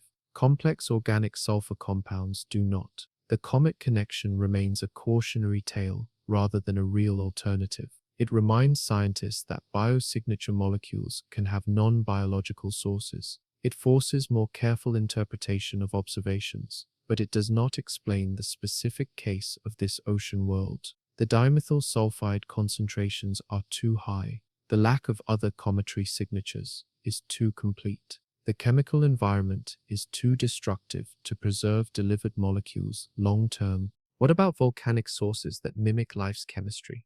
Volcanoes on Earth spew sulfur in many forms. Sulfur dioxide dominates volcanic emissions, released when magma rises and pressure drops. Hydrogen sulfide follows, the rotten egg smell associated with volcanic regions. Sulfur's chemistry is complex with multiple oxidation states, allowing it to bond with almost anything. In volcanic environments, sulfur reacts with carbon, hydrogen, and oxygen to form dozens of different compounds. This is well-established geochemistry observed at volcanic sites worldwide. Could volcanic processes on this ocean world create dimethyl sulfide? One pathway involves methane reacting with sulfur-containing volcanic gases. Methane is abundant in the atmosphere, confirmed at 1% concentration. If volcanic vents release hydrogen sulfide, and that hydrogen sulfide encounters methane under the right conditions, reactions could produce organic sulfur compounds. High temperatures would favor different products than low temperatures. The right temperature range might favor dimethyl sulfide formation. Laboratory experiments explored this possibility. Researchers mixed methane and hydrogen sulfide and heated them to various temperatures. At 500 to 700 degrees C, various organic sulfur compounds formed. Carbon disulfide appeared. Carbonyl sulfide appeared. Methyl mercaptan appeared. Dimethyl sulfide appeared, but only in trace amounts. The product distribution was messy, producing many molecules simultaneously. That is typical of abiotic chemistry. Life produces specific molecules efficiently. Abiotic processes produce everything at once inefficiently. The volcanic pathway faces quantitative problems. To maintain 10 parts per million dimethyl sulfide in the atmosphere requires continuous production matching destruction rates. Scientists calculated the necessary volcanic outgassing rates. They estimated that hydrogen sulfide emissions would need to exceed Earth's entire volcanic output by factors of hundreds or thousands. This ocean world would need to be one of the most volcanically active bodies in the known universe. While not impossible, it seems unlikely. There is also the methane problem. Methane itself requires explanation. On Earth, most atmospheric methane comes from biology, produced by methanogenic bacteria or released during decomposition of organic matter. Some comes from geological sources like serpentinization, where water reacts with certain rocks to produce hydrogen and methane. But these geological sources produce relatively small amounts. The 1% methane on this ocean world exceeds what abiotic processes typically generate. If volcanoes produce the methane, they must also produce dimethyl sulfide through the same processes. That creates a self-consistent abiotic scenario, but it requires extraordinarily active volcanism and specific chemical conditions that maximize organic molecule production. Models struggle to achieve both requirements simultaneously. Either volcanism is too weak to produce enough gas, or temperatures are too high to allow organic molecules to survive.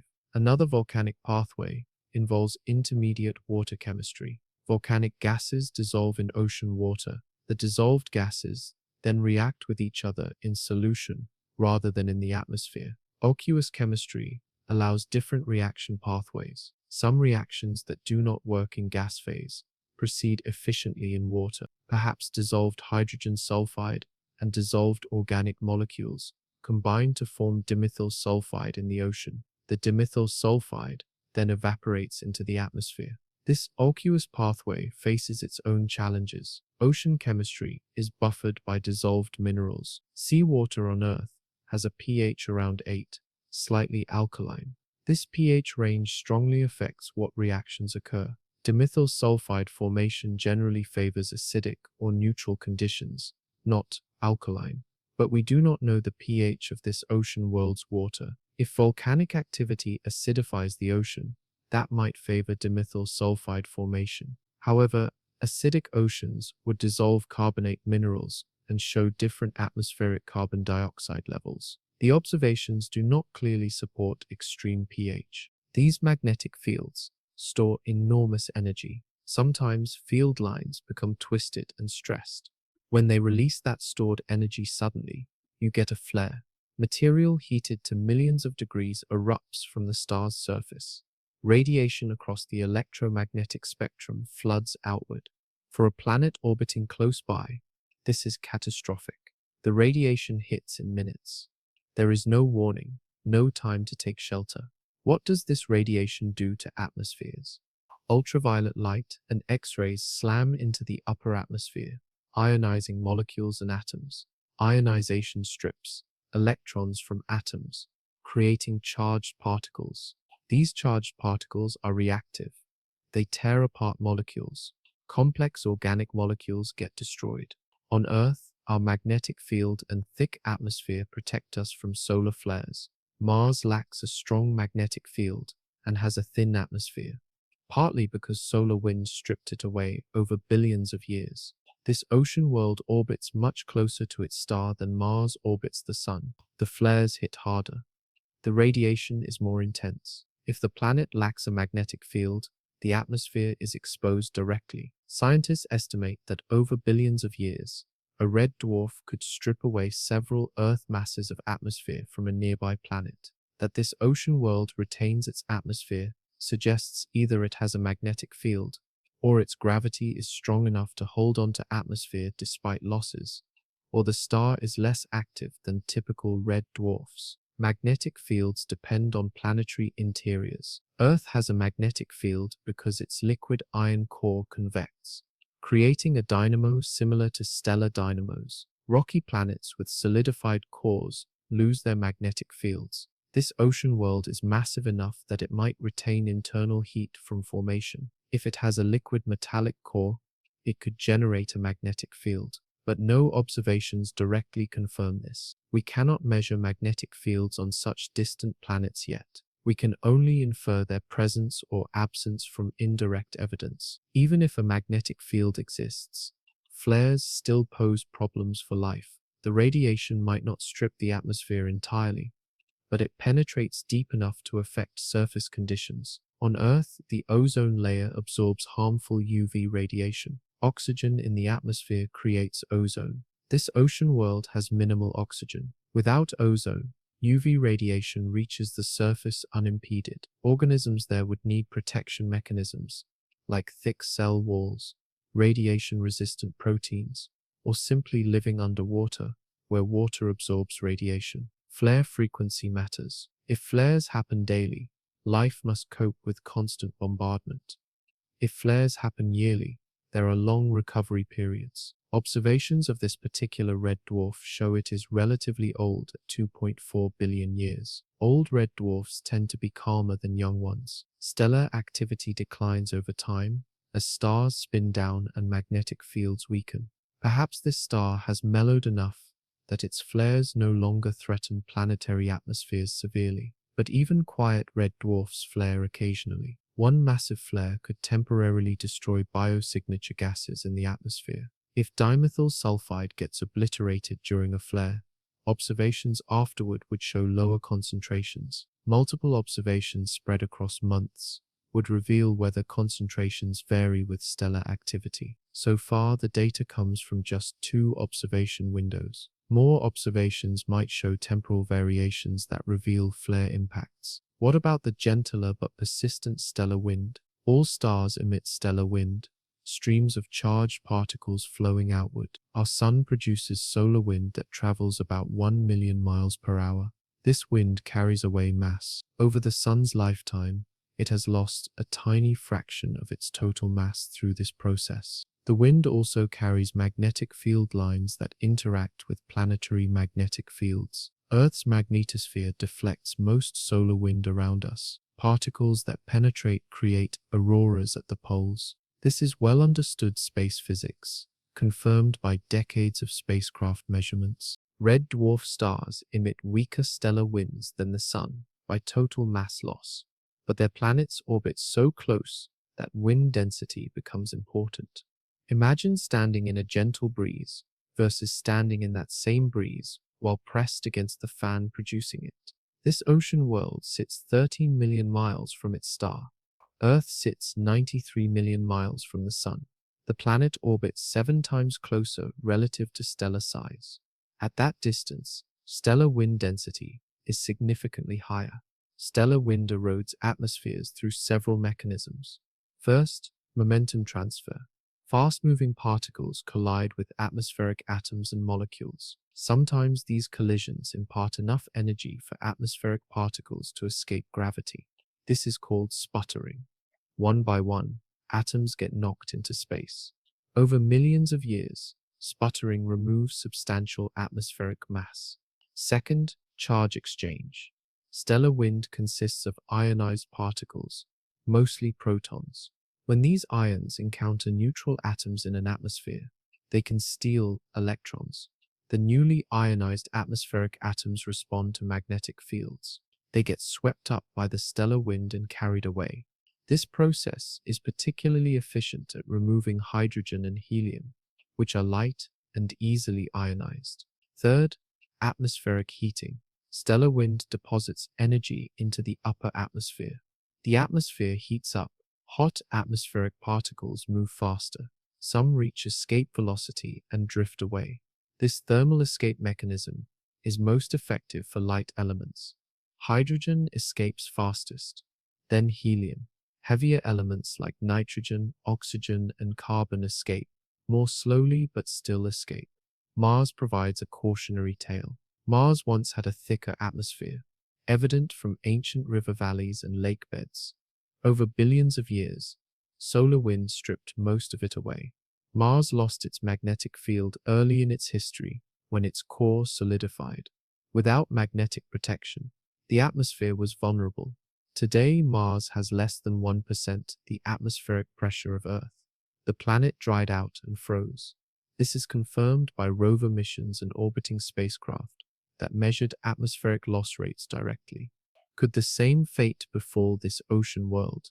The hydrogen atmosphere might actually help protect against loss. Hydrogen is the lightest element. It occupies the uppermost atmospheric layers. Stellar wind interacts primarily with this hydrogen, stripping it away, but leaving heavier molecules deeper in the atmosphere untouched. The massive hydrogen envelope acts as a sacrificial shield. As long as the planet replenishes hydrogen from below, it can maintain atmosphere indefinitely. But where does replacement hydrogen come from? If the planet has a hydrogen-rich interior, convection and outgassing could release hydrogen continuously. Alternatively, if the planet contains water, that water could break down into hydrogen and oxygen. The hydrogen escapes. The oxygen reacts with surface materials or gets incorporated into molecules. This would slowly dry out the planet over billions of years. Venus demonstrates this process. Venus lost an ocean's worth of water through hydrogen escape. The planet baked dry under a runaway greenhouse. Scientists estimate atmospheric loss rates using models that input stellar wind properties, planetary gravity, magnetic field strength, if any, and atmospheric composition. For this ocean world, estimates vary widely depending on assumptions. Optimistic models suggest atmospheric loss rates low enough that the planet retains atmosphere for billions of years. Pessimistic models suggest rapid loss that would strip the atmosphere within hundreds of millions of years. The fact that atmosphere remains after 2 billion years provides a constraint. Loss rates cannot be as high as the pessimistic models predict. But beyond that conclusion, uncertainty remains. What about the crazy elliptical orbit? Remember, the elliptical orbit eccentricity of 0.09 means the planet's distance from its star varies by 12% between closest and farthest approach. That translates to 43% variation in received starlight. Imagine if Earth's seasons worked that way. Instead of gentle temperature changes driven by axial tilt, we would experience violent swings every few months. This is confirmed orbital mechanics calculated directly from precise timing measurements of transits. The orbital period is 33 days. That means the planet goes from maximum starlight to minimum starlight in about 16 days, then back to maximum in another 16 days. For life, this creates a punishing rhythm. Just as organisms adapt to high temperatures and high light levels, conditions reverse, temperatures drop, light dims. Then before adaptation completes, conditions reverse again. It is like trying to acclimate to summer and winter simultaneously. On Earth, seasonal changes happen slowly enough that life adapts. Trees sense day-length changes months before winter and prepare by moving nutrients and shedding leaves. Animals build up fat reserves or migrate to warmer climates. These adaptations work because seasons last months and repeat predictably every year. But 33-day cycles are faster than most biological adaptations. A tree cannot grow leaves, then shed them, then grow them again every few weeks. Microbial life might handle this better than complex organisms. Bacteria reproduce quickly. Generation times can be hours to days. In 33 days, bacteria go through dozens or hundreds of generations. That allows rapid evolution. Bacterial populations could adapt to changing conditions through natural selection operating in real time. Beneficial mutations spread through the population within one orbital period. Complex organisms with generation times of years cannot adapt this quickly. The temperature swings affect ocean circulation. Warmer water expands, cooler water contracts. As the planet moves through its orbit, the ocean literally swells and shrinks. This creates tides separate from gravitational tides. These thermal tides would drive currents, mixing surface and deep water. The mixing might help distribute nutrients, benefiting marine life, or it might disrupt stable water layers, harming organisms adapted to specific depths. Atmospheric chemistry changes with temperature too.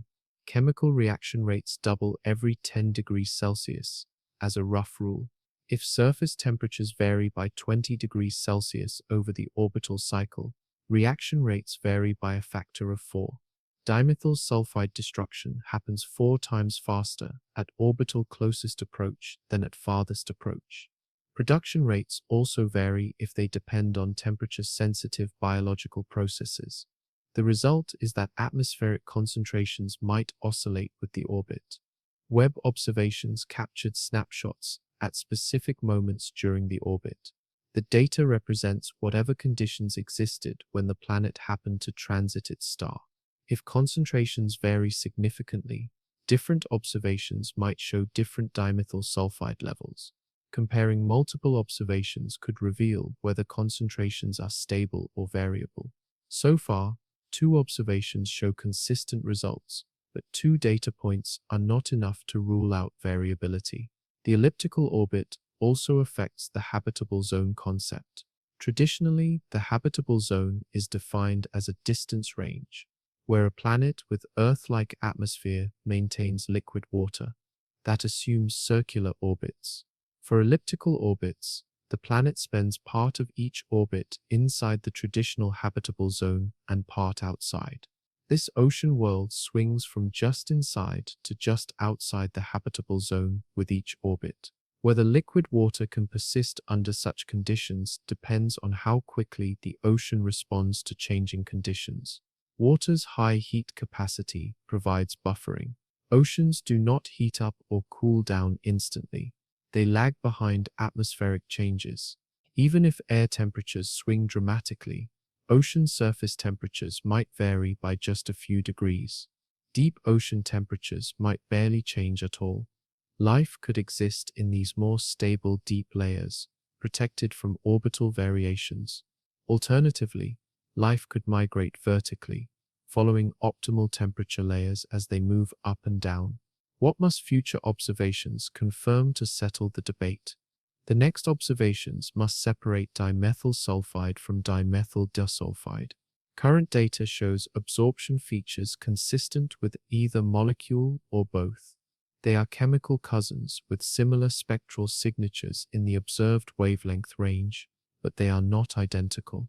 Expanding observations to longer wavelengths would reveal differences.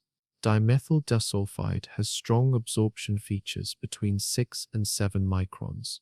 Dimethyl sulfide does not. Observing at those wavelengths would determine which molecule is present. This matters because dimethyl sulfide and dimethyl disulfide form through slightly different pathways on Earth. Dimethyl sulfide comes primarily from phytoplankton, breaking down dimethyl sulfonopropionate. Dimethyl disulfide comes primarily from bacterial metabolism. Finding one versus the other versus both would constrain what types of organisms might exist. All are biosignatures, but they tell different stories about the ecosystem. The observations must also increase statistical significance. Current confidence sits at 3 sigma, 99.7%. That means a 0.3% chance of error. Science demands 5 sigma for discovery, which drops error probability to 0.00006%. Achieving 5 sigma requires more observation time. Each additional transit observation improves the signal-to-noise ratio. With 2 or 3 more transits, scientists estimate they would reach 5 sigma. 5 sigma is not arbitrary.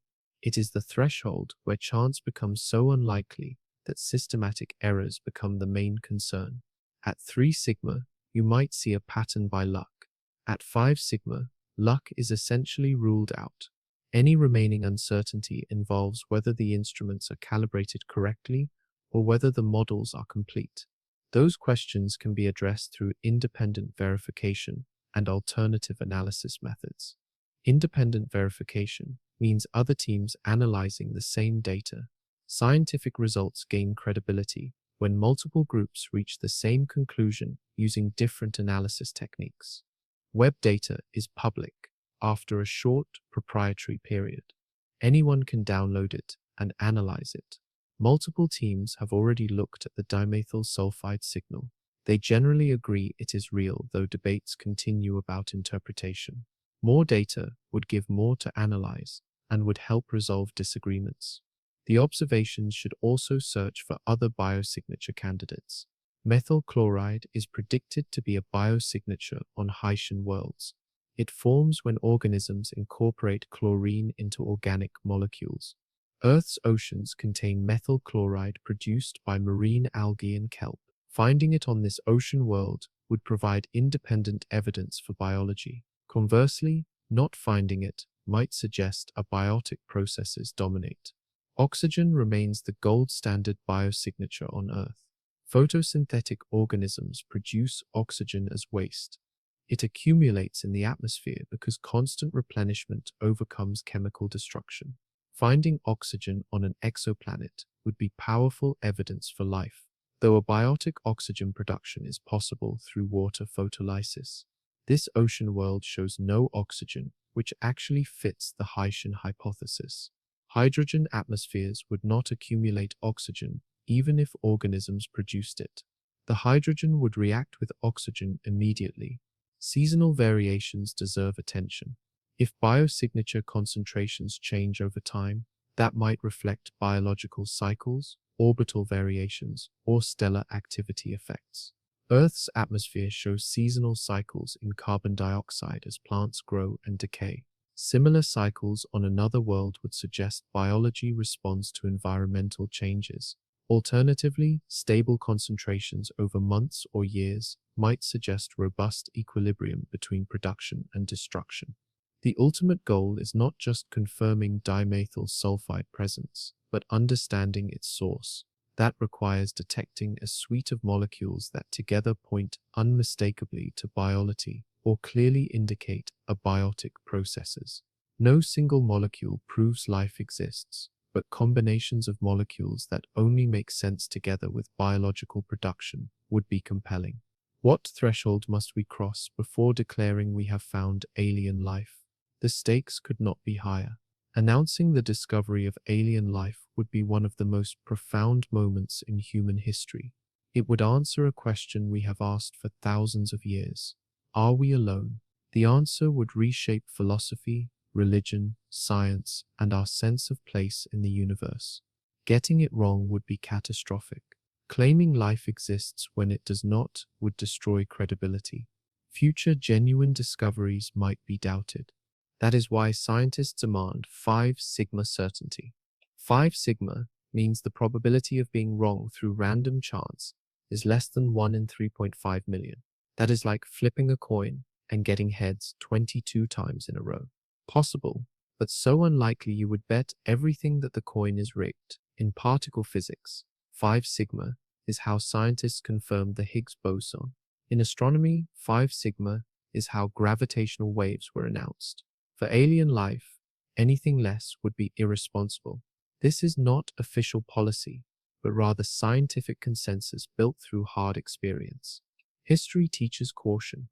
In 1996, NASA scientists announced possible fossilized bacteria in a Martian meteorite. The news made headlines worldwide, but further analysis revealed alternative explanations. What looked like bacterial fossils might be mineral formations. What looked like biological markers might be contamination. Today, most scientists consider the evidence insufficient. The episode taught everyone involved to demand stronger proof before making bold claims. More recently, phosphine on Venus generated excitement. In 2020, scientists reported detecting phosphine gas in Venus's clouds. On Earth, phosphine is produced by bacteria or industrial processes. Finding it on Venus suggested possible microbial life floating in the clouds, but reanalysis questioned the detection. The spectral signature might actually be sulfur dioxide misidentified. The claimed phosphine might not exist at all. Confidence eroded from strong detection to uncertain. Maybe those false starts had consequences. Public interest in astrobiology remains high, but skepticism increased. Media outlets treat new claims more cautiously. Scientists face pressure to be absolutely certain before going public. The dimethyl sulfide discovery comes with those lessons learned.